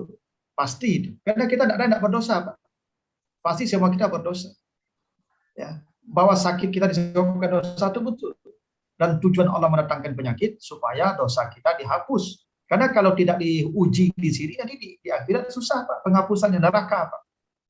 Makanya kata Nabi, ma min syaukatin yusaku bihal abdu ilamu hiyat biha khatayahu. Kalau ada duri menusukmu, maka sakit tusukan duri itu akan menghapus dosa-dosamu. Itu kenapa Bapak Ibu? Kenapa kita sakit sudah tua, Pak? Lah tua kok banyak penyakit, Ibu. Kok dosa apa Ibu banyak? Kok diakui dari tua? Ibu lah kalau mulai ada lagi penyakit supaya akui dosa ke sebagian. Kalau nak dihapus, nanti di akhirat susah menghapusnya. Gitu. Jadi Bapak Ibu yang sakit-sakit, kalau sudah tua banyak sakit, tidak usah risau. Itu cara Allah menghapus dosa itu. Ya, justru Bapak Ibu risau lah kalau tidak pernah sakit. Ya, itu dosa tidak pernah didiskon namanya. Kadang-kadang ada juga jamaah yang memang bangga pula tidak pernah sakit tuh. Soal ambulan 65 tidak pernah sakit tuh. Dosa banyak tuh. Tidak ada pengurangannya itu. Yang sering sakit banyak pengurangannya. Makanya almarhum lama kan sakit ginjal ya. Ya, lama sakitnya itu. Lama sakit itu menghapus dosa tuh, Pak. Makanya gini loh Ibu, Pak. Umar bin Abdul Aziz itu pernah berdoa kepada Allah. Apa doanya? Ya Allah, kalau ada sakit yang paling sakit ya dalam proses kematian. Jadi kalau ada mati yang paling sakit yang akan menimpa hambamu, tolong berikan sakit itu kepada saya, kepada Umar bin Abdul Aziz. Dia berdoa tiap malam itu. Ya Allah, kalau ada rasa mati yang paling berat, tolong berikan itu kepada saya. Kenapa? Karena saya yakin dengan cara begitu dosa saya diampuni. Jadi kadang-kadang ada orang saleh, Ibu, payah matinya. Ya kan? Dia Bapak Ibu salah sangka itu. Ada orang beribadah rajin ke masjid, rajin tapi mati payah. Aja Bapak Ibu, payah beribadah ke masjid tapi cuma apa tuh rajin ke masjid tuh payah matinya. Ada Bapak Ibu kira orang begitu tuh buruk matinya enggak. Karena boleh jadi dosanya ada tapi diampuni Allah dengan cara dipayahkan matinya. Ada orang Bapak Ibu, ya dosa banyak ibadah enggak ada, tak batu saja matinya nih. Jangan Bapak Ibu kira rancak mati enggak batu saja, enggak belum tentu. Dia mungkin ahli neraka, tapi karena dia pernah berbuat baik, dibalas di dunia, dimudahkan matinya. Itu enggak bisa kita jadi patutkan tuh. Tetapi sakit itu memang bahagian penghapusan dosa betul. Pasti itu Allah jamin di 2 surat tadi, di Asy-Syura tadi. Ya, dua-duanya sama, ayat 30 ayat 37. Sama bunyinya itu. Kalau kamu, makanya iubik itu kalau kaki patah misalnya kan. Atau apa lagi yang terjadi. Ya kan? Nah, semuanya itu cara Allah yang ingin menghapus dosa-dosa kita. Itu sayangnya Allah kepada hambanya, orang beriman. Makanya Nabi Yunus ketika berbuat dosa, dia tinggalkan kaumnya dalam keadaan marah. Apa yang dilakukan? Apa yang terjadi? Dimakan ikan. Dimakan ikan sampai badannya melepuh, dilemparkan ikan ke atas pasir yang panas. Itu dalam keadaan badan terkelupas. Pedih itu. Tapi begitu cara Allah yang mengampuni dosa hambanya. Bapak Ibu kalau baca nanti di surat Shad ya, mulai ayat 32, baca itu cerita Nabi Sulaiman. Nabi Sulaiman pernah terlambat salat asar karena memandikan kudo. Itu Sulaiman kok di Asyik mandiin kudo terlambat sembahyang asar. Kayak kendaraan mewah lu kan kudo, kalau gini cuma mandiin Alphard lah atau Pajero, terlambat sembahyang Nabi Ibu. Ya, ada lagi penyakit stroke Nabi Sulaiman tuh Ibu. Berbulan-bulan dia tidak bisa berdiri di tempat duduknya itu. Kenapa? Terlambat salat asar sekali. Itu dosa. Maka dihukum Allah, dia dikasih penyakit di tubuhnya. Begitu. Memang begitulah cara Allah mengurangi dosa hamba-hamba. Ya, diberikan penyakit. Jadi mudah-mudahan almarhum itu penyakit itu menghapus dosa-dosanya. Itu kenapa Ibu? Orang kalau misalnya membunuh orang, apa hukumannya dalam Islam Ibu? Dikisas kan? Kalau dia bunuh orang, dibunuh pula. Ketika dia dibunuh itu dia masuk surga langsung. Kenapa? Nah, sudah merasakan sakit. Jadi orang membunuh orang dibunuh itu kebaikan dia itu. Ya, di samping kebaikan orang hidup. Kalau orang pembunuh dibunuh, orang nggak berani bunuh orang nih.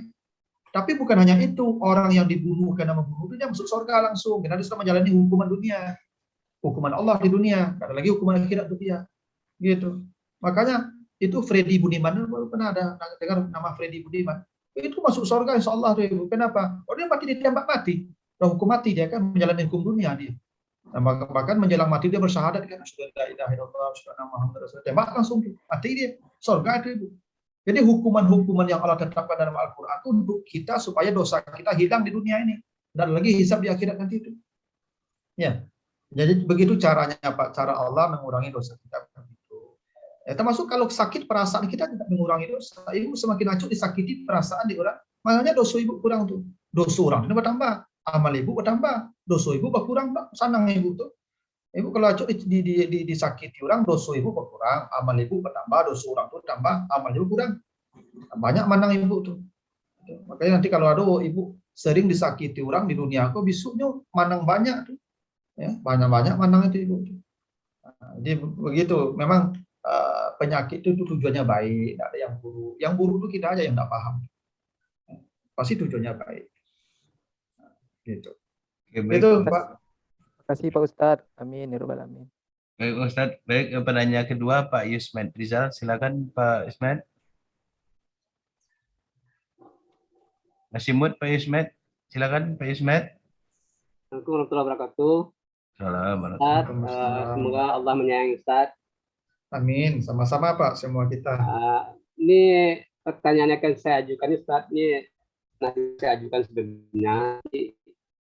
Saya belum menerima jawaban yang pas menurut saya gitu Ustaz.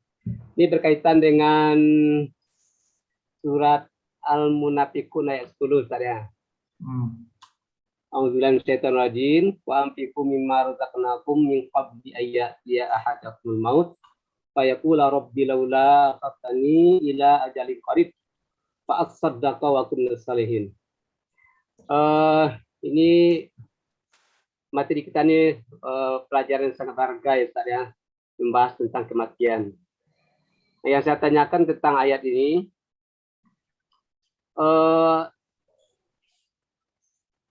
ketika seseorang hadir maut, maka dia minta dimundurkan, lalu sekiranya Allah mengabulkan dia akan bersedekah. Dia ada dua pertanyaan di sini Ustaz. Pertanyaan pertama, ini kejadiannya waktu setelah mati atau sebelum betul-betul mati? Yang kedua, kenapa yang pertama terpikir itu sedekah? Kenapa sebelumnya saya sudah mendapat jawaban itu saat kematian katanya, saat sudah mati katanya. Saya berpikir seperti ini Ustaz ya. Mungkin ada, kalau salah pemahaman saya ini tolong kita dudukkan itu. Mungkin ada beberapa tahap penyesalan yang kita lalui. Pertama mungkin saat sakratul maut. Yang kedua mungkin saat berada dalam alam barzah. Yang ketiga mungkin saat berisap atau di neraka dan sebagainya. Kemudian Nah, ini saya menanyakan ini kalau memang seperti itu, oh, ini saat apa ini? Permintaan kita kepada Allah ini saat apa nih? Apa memang sudah mati? Yang kedua, Ustaz, ini berkaitan dengan sedekah ini juga mungkin Ustaz. Saya ngajak Ustaz ini. Nah, ini sedang ada perjuangan Ustaz, perjuangan untuk membeli sebuah gedung untuk masjid di Osaka, Jepang, senilai 26 miliar. Sekarang masih tinggal 3 miliar lagi. Dan waktunya jatuh tempo sudah berapa kali mundur karena kebaikan dari yang punya gedung. Ini beri batas akhir 31 Desember ini. Mungkin saya berharap ini mengajak Ustaz juga nih menginformasikan kepada teman terjemahnya. Ini ada waktu tenggatnya 31 Desember. Ini masjid satu-satunya di Osaka. Kebetulan yang jadi ketua yayasannya adik dari istri saya. Jadi saya merasa ingin melibatkan diri saja Ustaz. Nah, ini saya minta izin pada Ustaz ini untuk minta nomor WA ini nanti mungkin ke Pak Mukmin mungkin. Ustaz itu saja Ustaz ya. Assalamualaikum warahmatullahi wabarakatuh. Waalaikumsalam warahmatullahi wabarakatuh. Silakan Pak Ustaz. Jadi ayat ini Pak, surat Al-Munafiqun ini kata Allah, ya berinfaklah kamu sebagai rezeki yang kami berikan sebelum datang kematian. Ketika kematian datang, maka manusia berkata, ya Tuhan, tundalah mati saya. Tundalah mati saya. Berarti ini bukan setelah mati, Pak. Ya Tuhan, akhartan ini tunda. Kalau tunda itu bukan setelah, sedang itu. Ya, dia udah datang malaikatnya. Makanya dia bilang akharta. Akharta itu artinya kemudian kan lambo. Jadi udah dulu lambo lagi gitu. Dia harus ketipu, Ustaz. Hah? Harus ketipu, Pak. Iya, makanya yang mereka minta akhar itu artinya tunda, iya. Akhirkan, jangan diambil dulu, tunda dulu gitu. Iya. Berarti di saat proses kematian sudah berlangsung, bukan setelah mati ini. Nah kalau setelah mati nanti Pak, apa boleh dikatakan saat sakratul maut itu Ustaz? Iya, sakratul maut. Kalau yang setelah mati itu nanti ada di surat Al-Mu'minun ayat yang ke-100, 199 dan 100. Ya. Ya, kalau yang setelah mati di sini Pak Al-Mu'minun nih ayat 100-nya, ayat 99 nih. Ketika kematian sudah datang, mereka berkata, ya Tuhan kembalikan saya ke dunia. Nah, ini sudah mati nih Pak. Mereka minta kembalikan saya ke dunia. Nah ini kalau yang setelah mati di Al-Mu'minun ayat 99 sampai 100 untuk apa? Ini ceritanya ketika proses sakratul maut sedang berlangsung. Nah, maka mereka minta ditunda. Nah, persoalannya tadi Pak, kenapa mereka minta bersedekah? Kenapa tidak berinfak atau kenapa tidak tahajud? Karena sedekah ini pertama paling mudah, Pak. Kalau tahajud butuh waktu tertentu. Kalau haji butuh waktu yang lama. Kalau umrah butuh waktu lama. Kalau bersedekah kan paling cepat. Maka mereka kini waktunya sudah darurat, sudah emergensi ini, tidak mungkin jadi amal yang butuh waktu. Amal yang paling cepat dia bersedekah, tinggal transfer saja kan. Lebih cepat bersedekah itu Pak. Yang kedua, kenapa bersedekah Pak? Tadi kan perintahnya infak di awal nih. Perintahnya kan infak, tapi mereka tidak menyebut berinfak, tapi bersedekah. Ya Pak. Iya. Perintahnya kan berinfak ini. Tapi mereka tidak ingin berinfak, inginnya bersedekah. Kenapa? Karena infak itu materi, Pak. Kalau infak itu materi sifatnya. Kalau sedekah tidak mesti materi. Kalau infak orang kaya, saya misalnya kok Pak. Kalau sedekah orang miskin misalnya sedekah. Kenapa bisa begitu Pak? Karena kata Nabi senyum sedekah. Gitu. Jadi senyum itu kan sedekah Pak. Jadi Bapak Ibu yang kurang-kurang piti, asal sobok orang tampak gigi dunia. Itu sedekah tuh Pak. Tak payah dah sedekah, Pak Hasan sobok orang. Kalau sedekah tu, kalau berinfak satu orang tak bisa lah pada orang kayu. Tapi infak bisa. Kalau sedekah satu orang bisa. Karena murah, mana sedekah kau ringan. Ya, modalnya leamunya. Nah, sebagian sedekah tu, Pak Ibu. Kata Nabi mengangkat batu dari jalan sedekah kan? Ya Pak, mengangkat batu dari jalan tu sedekah tu Pak.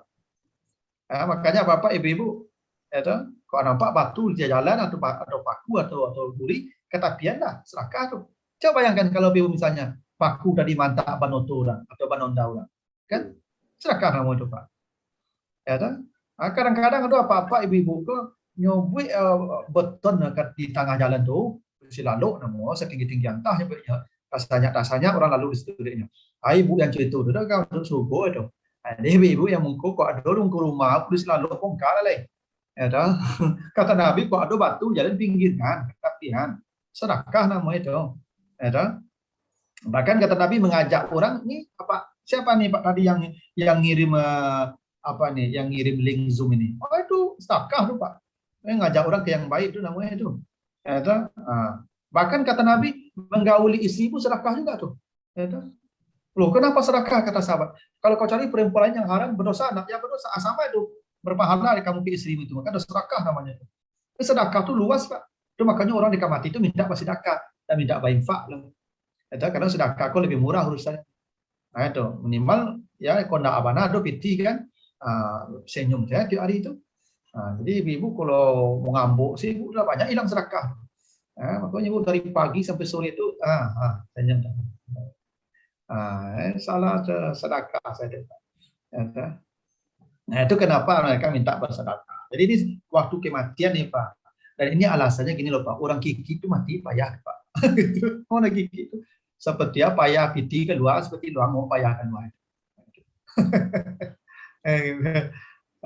Ya gitu Pak. Tahu banyak ini waktu sakaratul maut nih Pak. Memang yang paling diinginkan manusia itu bersedekah menjelang ya ketika sakaratul maut. Dan hebatnya lagi sedekahnya tidak sedekah ketik lah Pak. Coba Bapak Ibu perhatikan dari ayatnya itu ya. Coba Bapak Ibu lihat lagi ayatnya. Ini Pak, coba kalau belajar bahasa Arab Bapak ini. Bersedekah itu bahasa Arabnya atasadak. Ada ta di sini. Atasadak. Ini tidak diganti tanya dengan shot as double bunyinya as. Dalnya double ya sad as-sadak. Itu sedekah yang 2 kali lipat itu double, 2 kali double sedekahnya. Pokok kalau ada lah haratonya 1 miliar, dia cari 1 miliar lain. Nah, itu maksudnya as-sadak.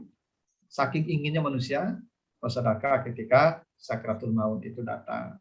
Karena memang begini Pak Ibu, ada hadis Nabi, kullu mri'in tahta zilli sadaqati hatta yuqdama bainan nas. Setiap orang akan dilindungi sedekahnya sampai hari berhisab selesai.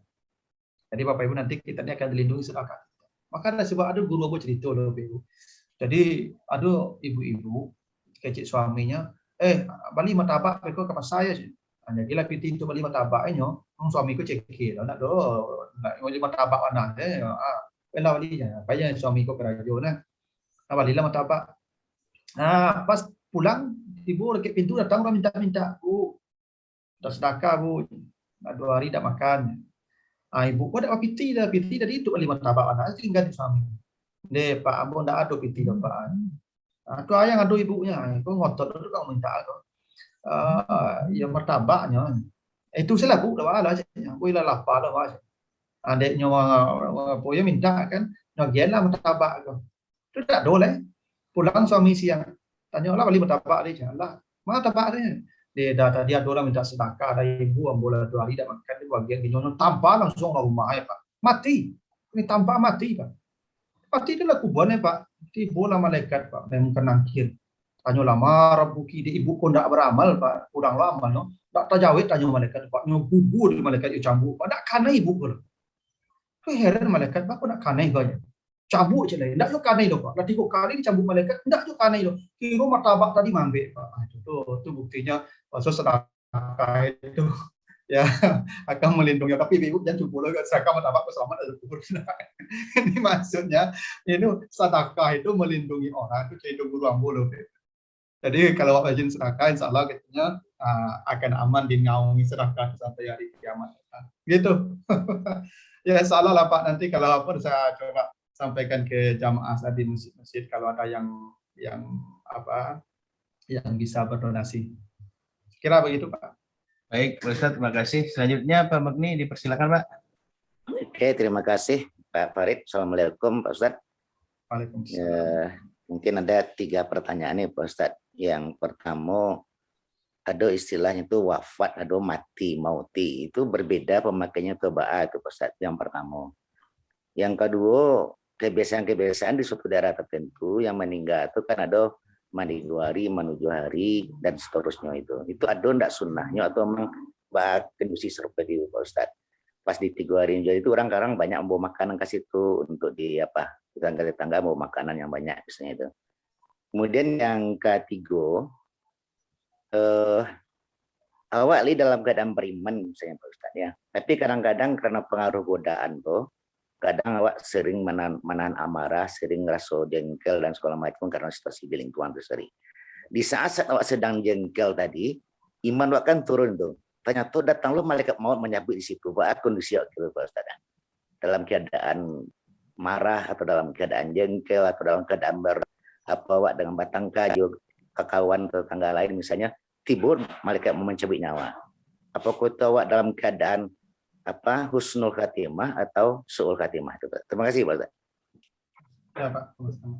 Ini Bu tentang mati wafat nih. Pada ayat ini ada dua-duanya digunakan Allah. Jadi di surah Az-Zumar ayat 42 ya, surah Az-Zumar 42. Allahu yatawaffal anfusa hina mautiha.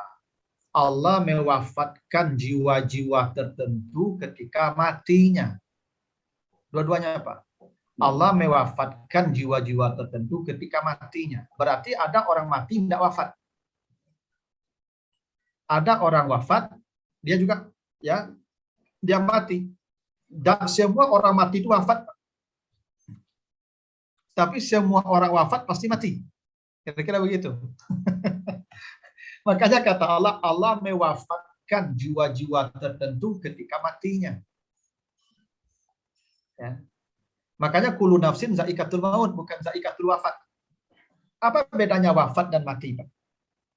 Wafat itu artinya sempurna, dari kata wafa. Wafa itu sempurna. Wafat itu artinya kesempurnaan. Mati itu lepasnya ruh ya dari jasad. Tidak semua kematian itu wafat.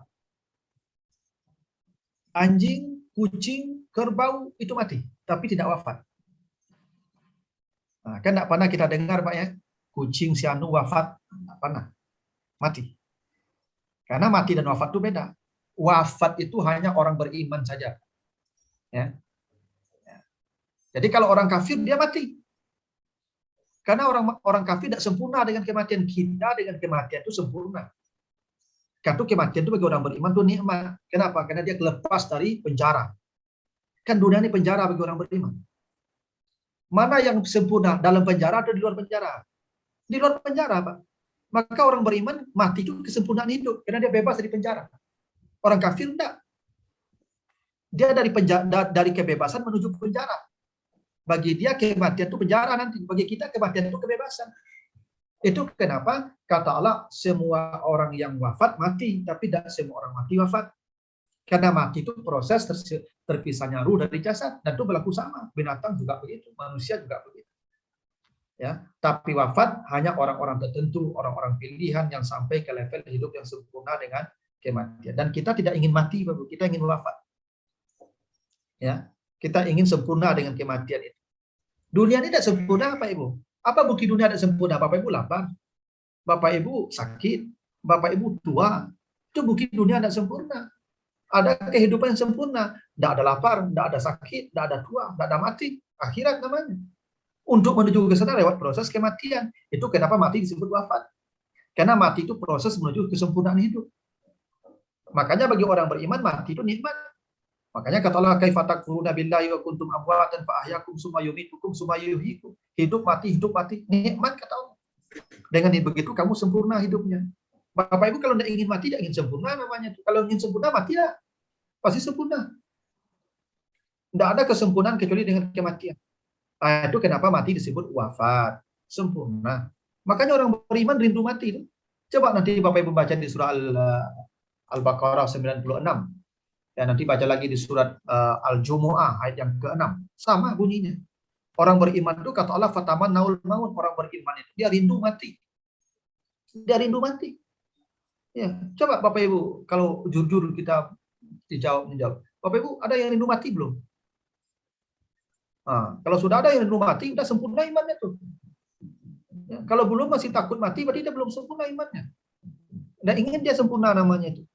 Cuma minta mati tidak boleh. Merindukan mati itu wajib bagi orang beriman itu. Minta mati tidak boleh, itu putus asa namanya. Tuhan lah merasa ilah payah mana yang kau mati salah itu dia so kafir. Tapi kalau minta merindukan mati itu boleh. Ya. Nah, kalau ingin minta mati, minta saja caranya yang indah. Ya Allah, matikan saya sambil mengajar ya Allah. Itu jadi saksi malaikat. Ya, mati sambil mengajar itu masalah itu surga langsung. Ya, saya ada guru Bapak Ibu, ya meninggal waktu mau ngajar Bapak Ibu, naik ke lantai 2, naik tangga, jatuh, ya kan, pecah kepalanya langsung, meninggal di tempat di tangga itu. Nah itu surga menanti itu, mati dalam jihad kan.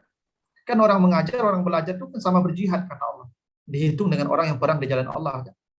Nah, makanya Bapak Ibu berdoa saja lah meninggal waktu ngajar atau ya dalam perjalanan ngajar itu, oh insya Allah tuh surga udah menanti. Ada yang kemarin tuh dosen WNP yang meninggal di mobil ya Pak. Siapa nama beliau saya nggak tahu. Yang meninggal di mobil di FBS Pak ya. Saya dapat cerita itu kan mau ngajar. Bapak Zaki Pak. Oh ya. Bukan. Iya, bukan Pak. Siapa tuh? Pak Rusdi. Rusdi. Pak Rusdi. Oh ya Pak Rusdi. Kakaknya Hendra Saripudin. Beliau meninggal di mobil kan waktu mau ngajar ya. Nah itu luar biasa tuh Bu. Ya kalau ada yang begitu, kalau minta begitu boleh. Ya minta meninggal sambil waktu ngajar, waktu sedang pengajian itu. Siapa yang kemarin meninggal waktu? Oh yang wali kota Bandung Pak ya. Wali kota Bandung yang meninggal waktu mau Jumat. Khutbah. Khutbah Jumat. Ya kita iri orang-orang begitu tuh matinya tuh Ibu. Ya. Kalau bisa kita meninggal dalam keadaan baik itu kita boleh minta tuh. Amin. Ya Allah, kalau saya meninggal ya Allah ambillah saya waktu saya lagi ya mengajar, dengar kayak apa, mendengar ceramah mereka ini kan, jago Ibu. Sebelum ceramah bubar ya, kalau bubar ceramah meninggal kan harus tapi sedang ceramah atau. Tapi kan janganlah. Tapi begitulah Ibu. Jadi gitu Pak, beda wafat dan mati. Yang kedua, soal ngaji 73 itu memang tidak ada aturannya Pak. Nabi tidak pernah contohkan. Kalau mengirim doa, beramal untuk orang mati, kapan saja, tidak ada batasnya. Membatasi 7, 3, 14 itu ya jadi masalah. Tapi kalau mendoakan orang mati boleh. Beramal untuk orang mati, tidak satu hadisnya Pak. Tidak satu hadisnya. Bersedekah untuk orang mati itu tidak satu hadisnya Pak. Sahih-sahih hadisnya itu. Ya kan? Cuman yang menjadikan ritual pada hari-hari tertentu yang tidak boleh. Nah, itu saja yang kita tidak cocok. Kalau membacakan Yasin boleh saja, membacakan doa boleh saja, mentahlil, membaca tahlil boleh saja. Tidak satu hadisnya. Makanya khutbah Jumat rukunnya salah satu rukun khutbah wajib mendoakan orang beriman yang hidup dan yang mati. Rabbi firli wal lil mu'minin wal mu'minat wal muslimin wal muslimat al ahya wal amwat. Itu mati doakan doa. Kalau tidak sampai ngapain doa? Wajib doakan orang mati. Tanda sampai itu. Cuman hari-hari tertentu itu yang saya kurang sepakat. Memang hadis-hadis melarang begitu, tidak boleh. Bahwa mendoakan itu kapan saja. Nah, tapi kalau mengantarkan makanan itu perlu. Perintah Nabi itu ketika Ja'far meninggal, antarkan keluarganya makanan katanya. Sampai 3 hari itu karena mereka sedang sibuk. Jadi kalau kita datang ke sana, PU pergi takziah kayak kalau kita nih, kalau kita ke rumah Pak Sadam sama-sama bawa makanan sama-sama Pak, makan sama-sama di sana tidak apa-apa. Yang tak boleh itu Pak Sadamnya ya repot menjamu kita, ya tidak boleh karena beliau sedang sibuk, hati beliau sedang susah, nanti susah lagi untuk menjamu kita. Tapi kalau kita bawa makanan sama-sama bagus. Saya kira mungkin ini sebuah cara yang mungkin perlu kita pikirkan sama-sama di tempat tinggal kita. Kalau kita takziah itu bawa jamaah itu makanan, bawa jamaah bawa kue, nanti makan sama-sama di sana boleh. Nabi suruh itu malah. Ya, yang tak boleh itu mereka yang menyiapkan untuk kita yang datang. Jadi tidak repot pula mereka. Kalau kita bawakan sama-sama, bagus itu. Ya, Pak. Nanti misalnya di Al-Fisharin, Pak, kalau takziah kita bawa makan jamaah sama-sama, bawa kue sana, Pak. Makan itu boleh. Maka perintah Nabi antarkan makanan ke keluarga Ja'far. Itu perintahnya begitu, hadis Abu Daud itu. Lalu kalau kita mati dalam keadaan jengkel marah, ya kalau jengkel marah, ya marahnya ke siapa dulu? Atau kalau marahnya ke ibu, ibunya yang bermasalah. Ya, perempuan mana saja yang mati kalau suaminya jengkel padanya pasti dilaknat malaikat, dia akan masuk surga. Ya.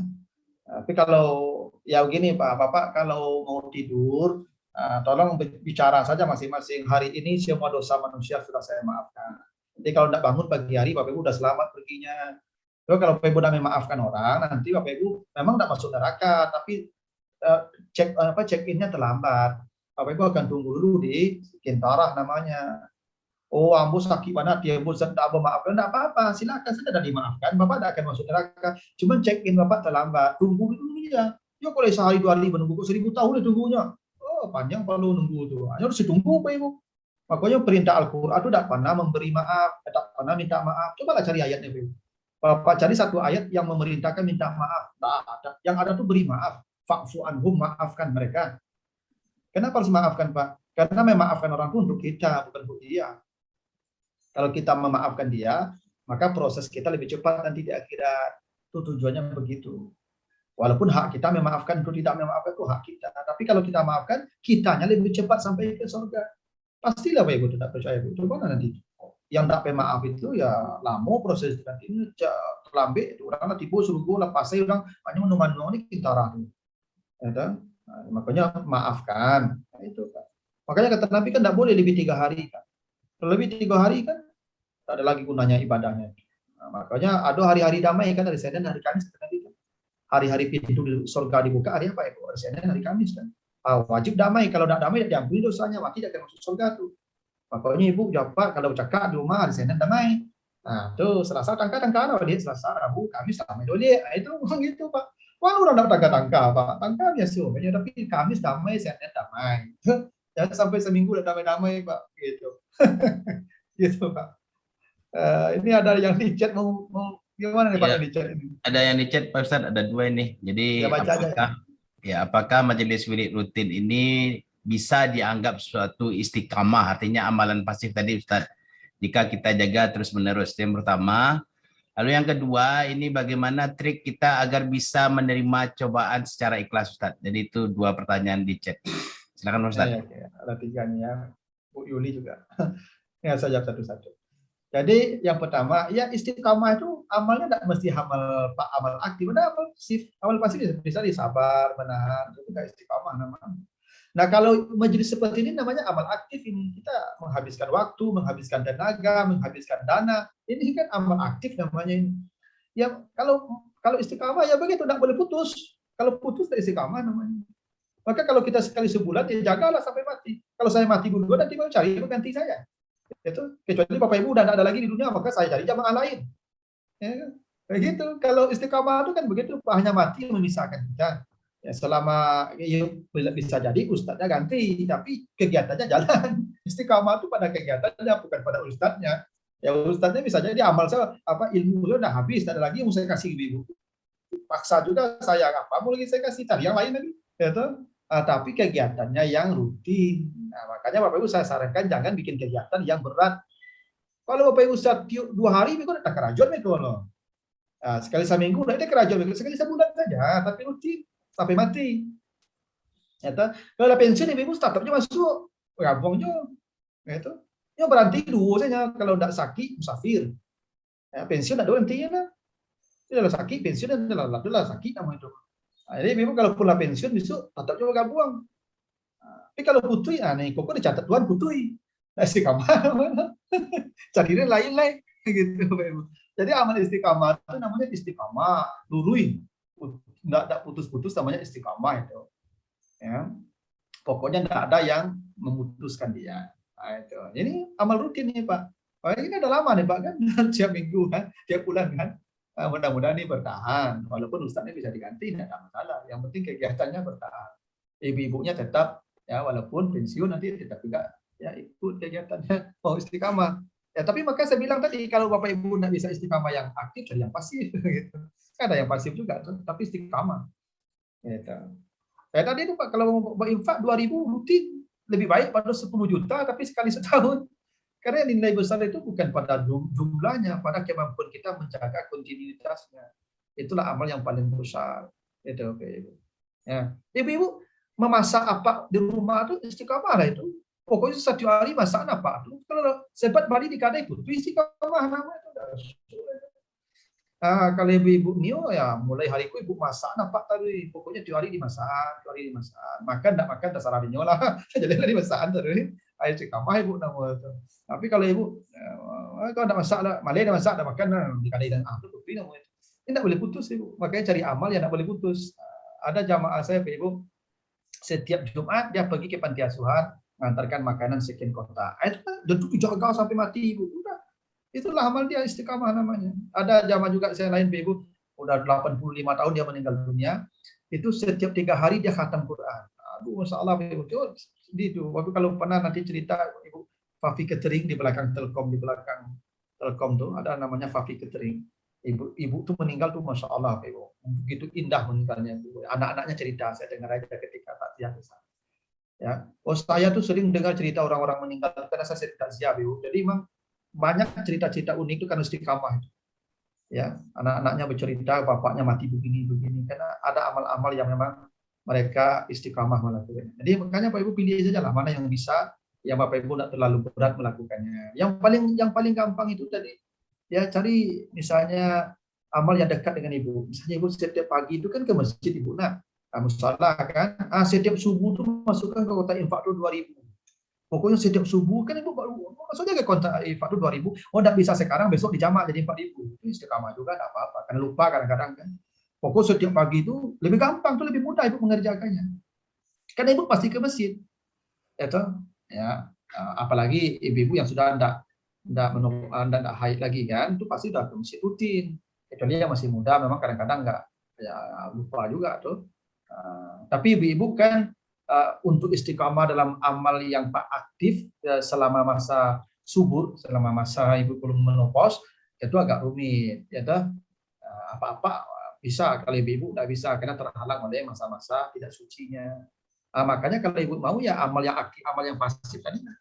Amal yang pasif itulah sejak ibu mulai hari ini, ibu pokoknya istiqamah, bersabar, apapun ocehan apa di rumah apa, ibu pokoknya untuk dan tidak menjauh, pokoknya ibu tanam, karena biarang ibu untuk. Kalau itu ibu aman itu amal padang itu kalau ibu mau menikmati mati. Kalau ibu nyopaya-paya mati ya.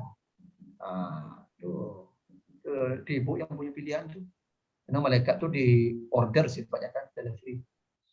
Yang ketiga ini Bu Yuli ya. Saya bacakan aja Pak ya. Silakan. Oke. Kalau kita punya hutang terus kita mati Ustaz, berarti yang akan bayar hutang adalah ahli waris. Jika ahli waris belum sanggup bayar hutang, apakah kita Oh iya betul. Ya. Memang hutang itu kata Nabi ya itu aliyat ya bima akhazat. Kata Nabi hutang dibayar dengan harta yang mati.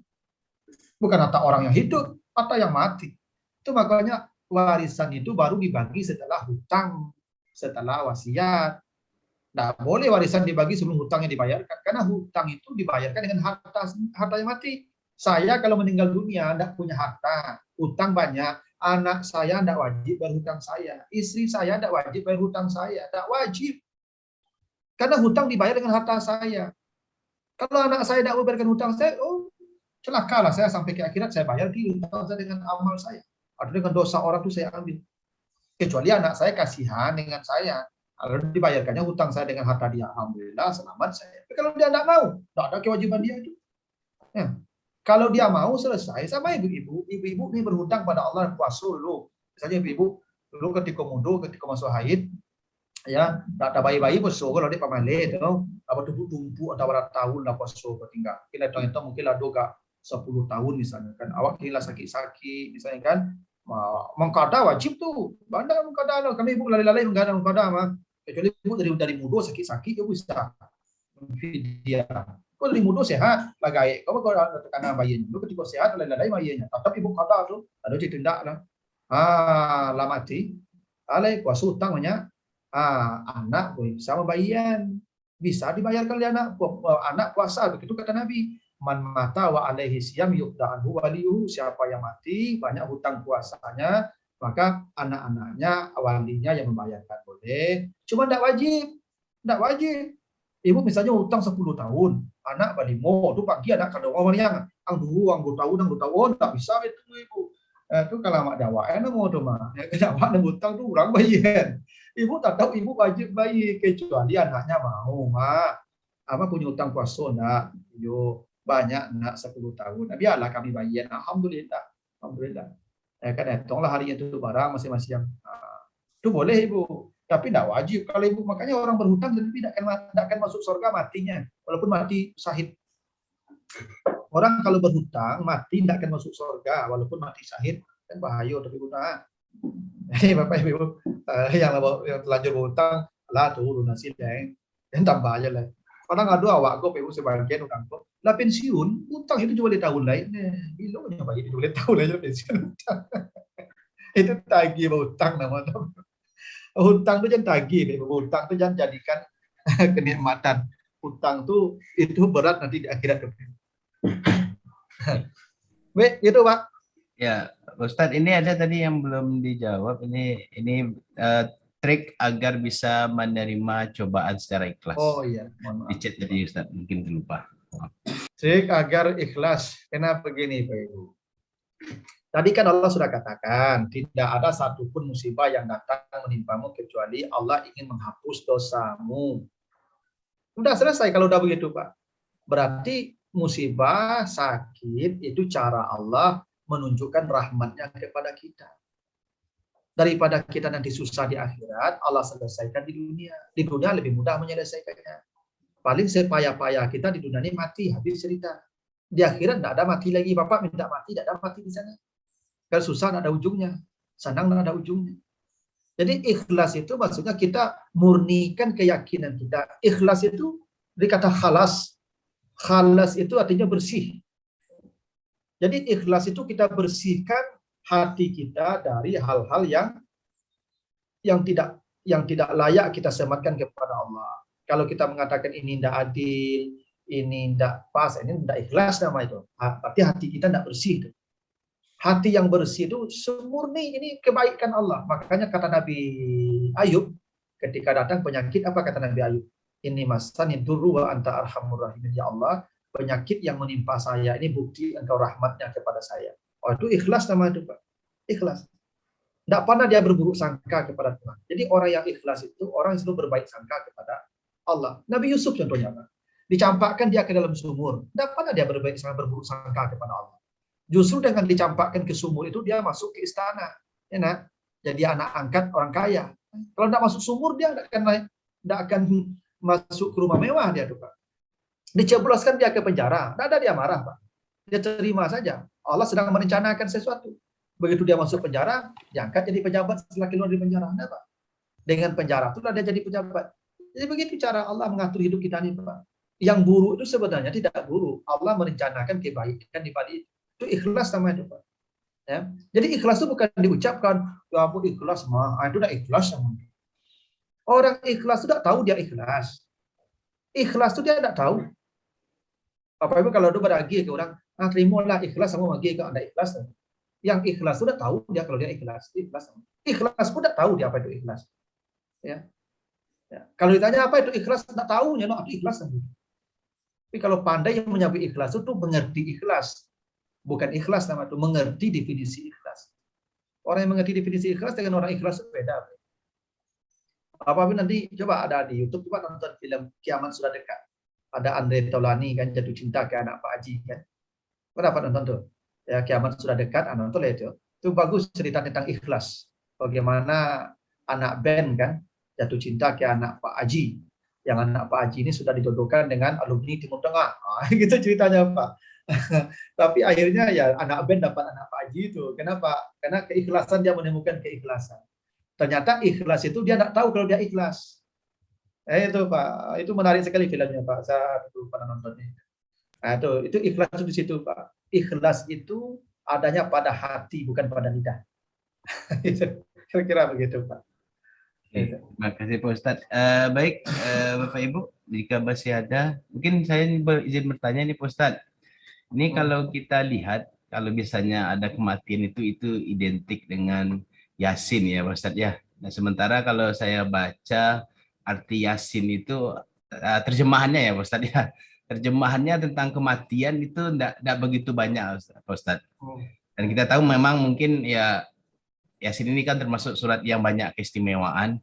Jadi, nah bagaimana ini hubungan Yasin ini dengan keutamaannya tentang kematian ini, Pak Ustadz? Biasanya kalau orang sudah meninggal kan Yasinan, begitu Pak Ustadz. Itu yang pertama. Bapak Ibu yang lain silakan kalau masih ada, kita kumpulkan dulu karena mungkin ini sesi pertanyaan yang terakhir kalau ada. Sepertinya tidak ada, Pak Ustadz. Silakan Pak Ustadz. Baik, gini Pak, ada minimal 2 hadis sahih. Satu kata Nabi, ikra'u ala mautakum Yasin. Bacakanlah Yasin kepada orang yang menghadapi kematian. Itu hadis sahih itu Pak. Jadi kalau ada orang sedang menghadapi sakaratul maut, bacakan Yasin. Jadi sebenarnya Pak, yang dibacakan Yasin itu ketika mati, dan sudah mati loh. Perintah Nabi begitu. Ketika mati itu bacaan Yasin. Karena kata Nabi, bacaan Yasin itu mempermudah matinya. Jadi orang kalau dibacakan Yasin, dia mudah proses matinya. Tapi tidak mempercapek, lebih aja salah paham Ibu kok. Oh, payah capek sila matinya baca Yasin, tidak bisa. Tidak ada mempercapek mati atau begitu. Mempermudah proses mati ada bacanya Yasin. Itu hadis sahih itu. Ya, bacakan pada orang yang akan mati itu Yasin. Yang kedua, kata Nabi, setiap sesuatu punya jantung. Innalikuli syai'in qalbun. Ya, segala sesuatu punya jantung. Wa qalbul Quran Yasin. Dan jantungnya Al-Quran itu Yasin. Jadi kenapa Yasin pilihnya? Karena ini jantung Al-Quran. Nah, jantung Al-Quran, karena Al-Quran itu sebenarnya zikir. Zikir itu kata Allah menenangkan hati. Maka ketika dibacakan Al-Quran, hatinya tenang. Dan Al-Quran itu jantungnya Yasin. Ya. Makanya dengan bacaan Yasin, diharapkan orang yang mendengar tenang hatinya. Itu kenapa Yasin yang dipilih. Ya kalau Al-Quran ya sama saja Al-Quran. Cuma Yasin itu jantungnya katanya. Maka kalau kita mau sesuatu itu yang paling inti ya kita ambil kan. Yang paling inti itu ya Al-Quran, itulah surat Yasin. Jadi tidak salah juga tuh. Yang tadi yang bermasalah itu kalau dia menjadikan ritual itu pada hari-hari tertentu. Itu yang tidak boleh. Itu yang dianggap bermasalah. Tapi kalau bacaan mau Yasin, mau juz amma, mau Al-Fatihah, mau tahlil, sama saja zikir semua itu. Dan intinya zikir itu menenangkan hati. Ya, dengan berzikir hatimu menjadi tenang kata Allah kan. Al-Qur'an itu kan zikir. Nahnu nazzalna dzikra. Ya, laqad yassarna al-Qur'an lizikri. Kami telah menjadikan Al-Qur'an itu zikir kata Allah. Ada satu ayat. Membaca Al-Qur'an itu hatinya jadi tenang. Gitu. Kalau ibu, kalau coba ibu kalau datang orang takziah ke rumahnya baca Yasin di rumah, ada tenang hati ibu tuh. Ya tenanglah. Al-Quran itu sifatnya menenangkan hati. Minimal itu. Ya, tapi kalau yang lain juga tidak ada masalah, boleh aja yang mana mau dibaca. Sama saja Al-Quran itu. Ya, tapi Yasin itu memang punya keistimewaan. Di antaranya itu tadi. Ada 2 hadis tentang Yasin itu yang saya temui sahih hadis. 1 hadis riwayat Muslim, 2 hadis riwayat At-Tirmizi dan Abu Dawud. Gitu, Pak. Yang lebih utama dengan mentafsirkan la ilaha illallah itu bacakan Yasin, Pak. Sama Pak, la ilaha illallah itu kan afdalu zikri la ilaha illallah. Si afdal zikir la ilaha illallah katanya. Si afdal zikir itu la ilaha illallah. Al-Qur'an itu kata Allah dibaca Ibu nanti surat Al-Anbiya 50. Nanti Bapak baca surah 21 ayat 50. Haza zikrun mubarak. Al-Qur'an itu zikir yang paling diberkahi Allah. Kalau la ilaha illallah zikir yang paling afdal. Sama-sama Pak. Dua-duanya sama-sama istimewa. La ilaha illallah itu zikir yang paling afdal. Ya afdalu zikri la ilaha illallah. Ya. Kalau apa? Kalau Al-Qur'an tadi ya zikir yang mubarak, ya. Makanya Bapak Ibu kalau ini kan Falam ya. Saya carikan ayatnya. Ini. Falam. Nah, begitu dalam hadis Nabi Ibu. Ya, bahwa la ilaha illallah itu sama saja dengan Al-Qur'an. Keutamanya sama. Gitu, Pak. Terima kasih, Pak Ustadz. Bapak Ibu yang lain masih ada yang silakan kalau masih ada. Cukup ya, sudah. Bu Ilma mau? Ya, Bu Ilma. Ada Bu? Mungkin satu waktu kita. Ya, silakan Bu. Mungkin ini Bu Ilianti itu mau tanya. Oh iya, Bu Ili mau bertanya ya. Silakan Bapak Ibu, mungkin langsung unmute saja karena waktu kita sudah. Ibu duluan. Boleh. Ibu duluan. Ini Ustadz, ini kadang-kadang kalau sedang sakit itu Pak Ustadz, gimana caranya menyabarkan hati ini dan ikhlas Pak Ustadz? Karena melihat orang sehat itu rasanya, aduh, gimana rasanya kita sedang sakit, lihat orang ini sehat, bisa kemana-mana gini, rasanya gimana caranya tuh Pak Ustadz bisa sabar dan ikhlas sedang sakit itu Pak Ustadz. Terima kasih Pak Ustadz. Baik Ibu, saya jawab dulu Pak ya. Ini banyak contoh Pak Ibu. Nabi Ayub, nanti kalau Nabi Ayub Bapak baca di surat Shad ya. Atau surat Shad ayat 41 sampai 44. Atau nanti Nabi Yunus baca di surat Al-Anbiya 87 88. Sama, mereka ketika sakit sama ucapannya. La ilaha illa anta subhanaka inni kuntu minaz zalimin. Kalau Nabi Ayub anta arhamur rahimin, sama. Jadi kalau Bapak Ibu sakit, cara yang paling baik itu berbaik sangka kepada Allah. Kalau Nabi Ayub berkata engkau zat yang maha rahman, kalau Nabi Yunus berkata ini karena kezaliman saya. Ini kuntu minaz zalimin. Saya ini begini karena saya, bukan karena engkau, karena saya. Berarti kita sakit itu memang karena kita memang sakit, karena memang kena perbuatan tangan kita, karena dosa-dosa kita. Dan Allah ingin mengampuni kita dengan cara penyakit itu. Nah, yang salah itu kalau kita ya berburuk sangka, ini salah deh Pak, bu langsungnya olahraga rajin, makan teratur, lalu teratur, kok sakit deh Pak, itu tidak boleh. Ya, cara Allah menghapus dosa itu dengan cara didatangkan penyakit untuk kita. Nah, kalau selama kita masih berbaik sangka kepada Allah, pasti sabar. Ya, kalau tidak sabar itu kena mencela. Mencela itu kena tidak berbaik sangka kepada Allah. Istri Fir'aun itu berbaik sangka pada Allah. Allah tidak pernah salah pilih suami untuk dia. Walaupun dapat dikirim Fir'aun, tapi ini cara Allah untuk menaikkan surganya. Itu cara istri Fir'aun bersabar. Allah tidak pernah salah kirim. Jangan ibu pernah menyangka ini ada yang keliru. Tidak ada yang keliru. Allah tidak pernah keliru. Kita aja yang tidak paham itu. Ya. Makanya orang sabar itu kalau dia berbaik sangka kepada Allah. Makanya pernah ada orang ibu hilang kudanya, tidak ada masalah. Karena dia Allah yang maha mengatur. Ya. Nanti patah kaki anaknya, dia juga tidak ada masalah. Pernah saya ceritakan ceritanya dulu.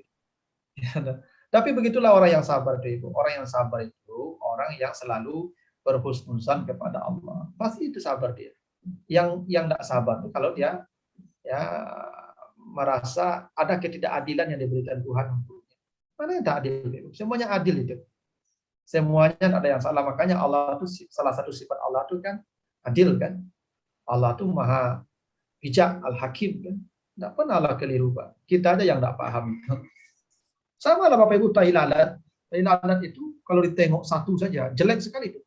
Coba lihat tai lalat dengan mikroskop itu. Oh, ngeri aja tai lalat itu. Namanya tahi kan, tahi jelek itu. Ya. Kan namanya tidak bagus kan, tahi lalat lagi. Udahlah tahi lalat lagi. Ya, kan buruk itu Pak Ibu. Ya. Tapi tahi lalat itu kalau dilihat utuh Pak. Lihat dari jauh, utuh lihat wajahnya. Pertama cantik Pak dengan tai lalat. Tambah gagahnya Pak dengan tai lalat. Maka dulu ada orang mau bawa tai lalat bagi kan spidol bagi itu. Ada tai lalat di Pak di dapur pergi spidol kan di Rano Karno orang siswa. Ya, itu bukti itu Pak. Kita tidak paham itu melihatnya parsial. Coba lihat dia universal itu lihat. Oh, cantik tambah gagah dengan tai lalat tadi. Itu. Begitu pula ujian musibah itu. Jangan pandang ujiannya, tapi pandang totalitasnya. Kita akan menemukan di situ ada hikmah atau kebaikan di situ. Pasti itu. Itu. Cuma kitanya belum tahu karena Allah masih menutupi rahasianya. Gitu Bu. Bu Yuli, silakan Bu. Terima kasih Pak Farid. Terima kasih Pak Ustadz. Assalamualaikum warahmatullahi wabarakatuh. Tadi ngejapri Ustadz ya, masalah hutang. Misalnya gini Ustadz, kita itu berhutang bukan untuk bukan untuk mengikuti gaya hidup gitu, tapi ada sesuatu dan lain hal yang membuat kita itu berhutang dalam jumlah yang besar misalnya Ustadz. Terus kita udah usaha ini mencari untuk bayar hutang gitu kan.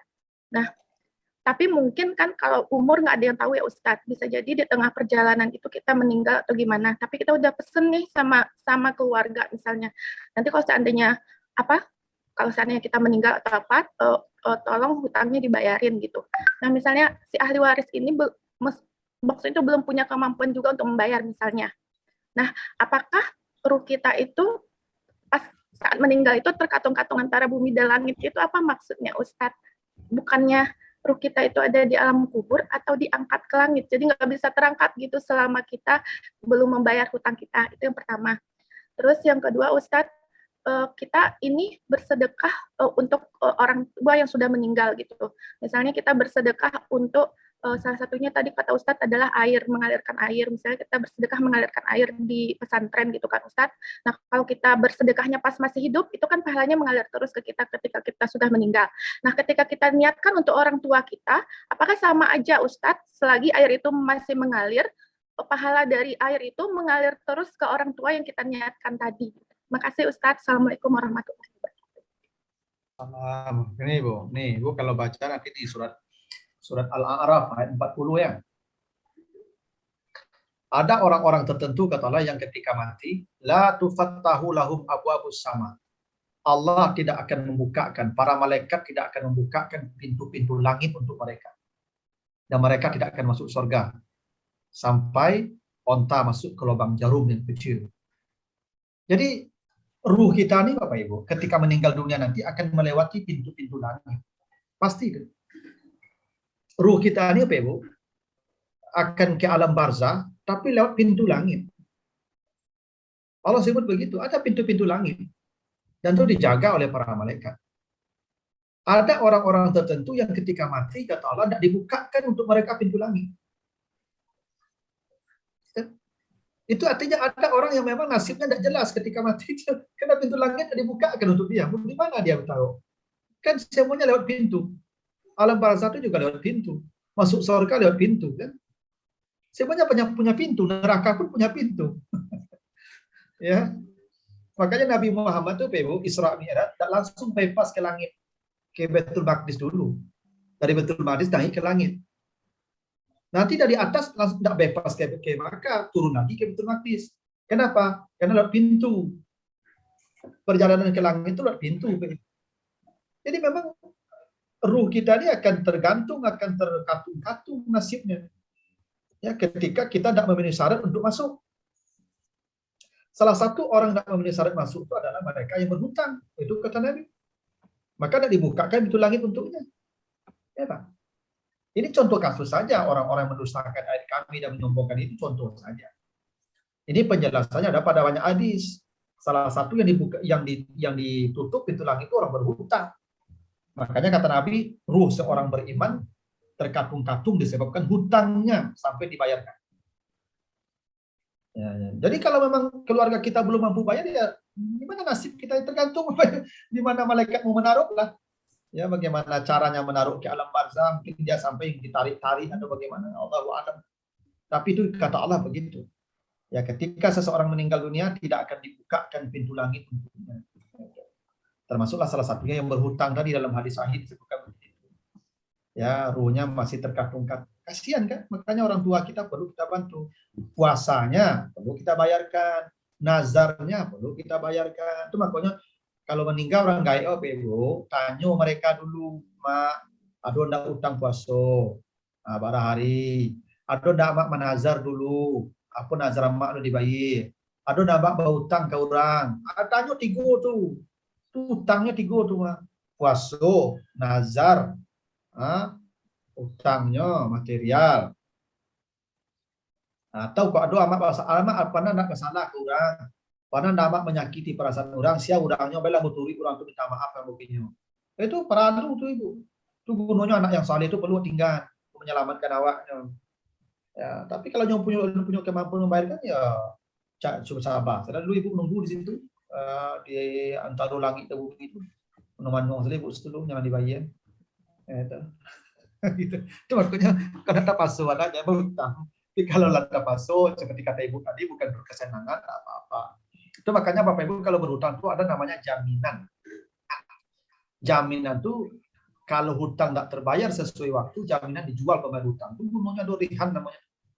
Rihan tuh gadai itu namanya. Itu tuh.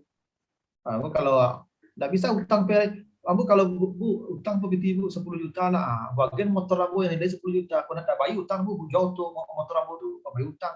Begitu harusnya berhutang tuh ibu. Ya kan? Harusnya begitu berhutang tuh ada jadwal pembayaran, ada jaminan kalau sesuai jadwal tidak dibayar itu dijual supaya orang pun tidak tersangkut nanti kalau mati. Gitu. Itu ibu. A'udzubillahi minasyaitonirrajim. Bismillahirrahmanirrahim. Alhamdulillahirabbil alamin. Salatu wassalamu ala asyrafil anbiya'i wal mursalin wa ala alihi wa ashabihi ajmain. Allahumma taqabbal minna innaka antas samiul alim wa tub alaina innaka antat tawwabur rahim. Allahumma ighfir lahu warhamhu wa afihi wa'fu anhu wa akrim nuzulahu wa wasi' madkhalahu wa ja'alil jannata maswahu. Allahumma la tahrimna ajrahu wa la taftinna ba'dahu wa ighfir lana wa lahu wa li ikhwanina allazina sabaquna bil iman wa la taj'al fi qulubina ghillan lil ladzina amanu rabbana innaka ra'ufur rahim. Rabbana hab lana min ladunka rahmah wa hayyi lana min amrina rashada. Rabbana srif 'anna azaba jahannam inna azabaha kana gharamah. Rabbana zalamna anfusana wa illam taghfir lana wa tarhamna lanakunanna minal khasirin. Rabbana atina fid dunya hasanah wa fil akhirati hasanah wa qina azabannar. Wa sallallahu ala sayyidina Muhammad wa ala alihi wa sahbihi ajmain. Alhamdulillahirabbil alamin. Al-Fatihah.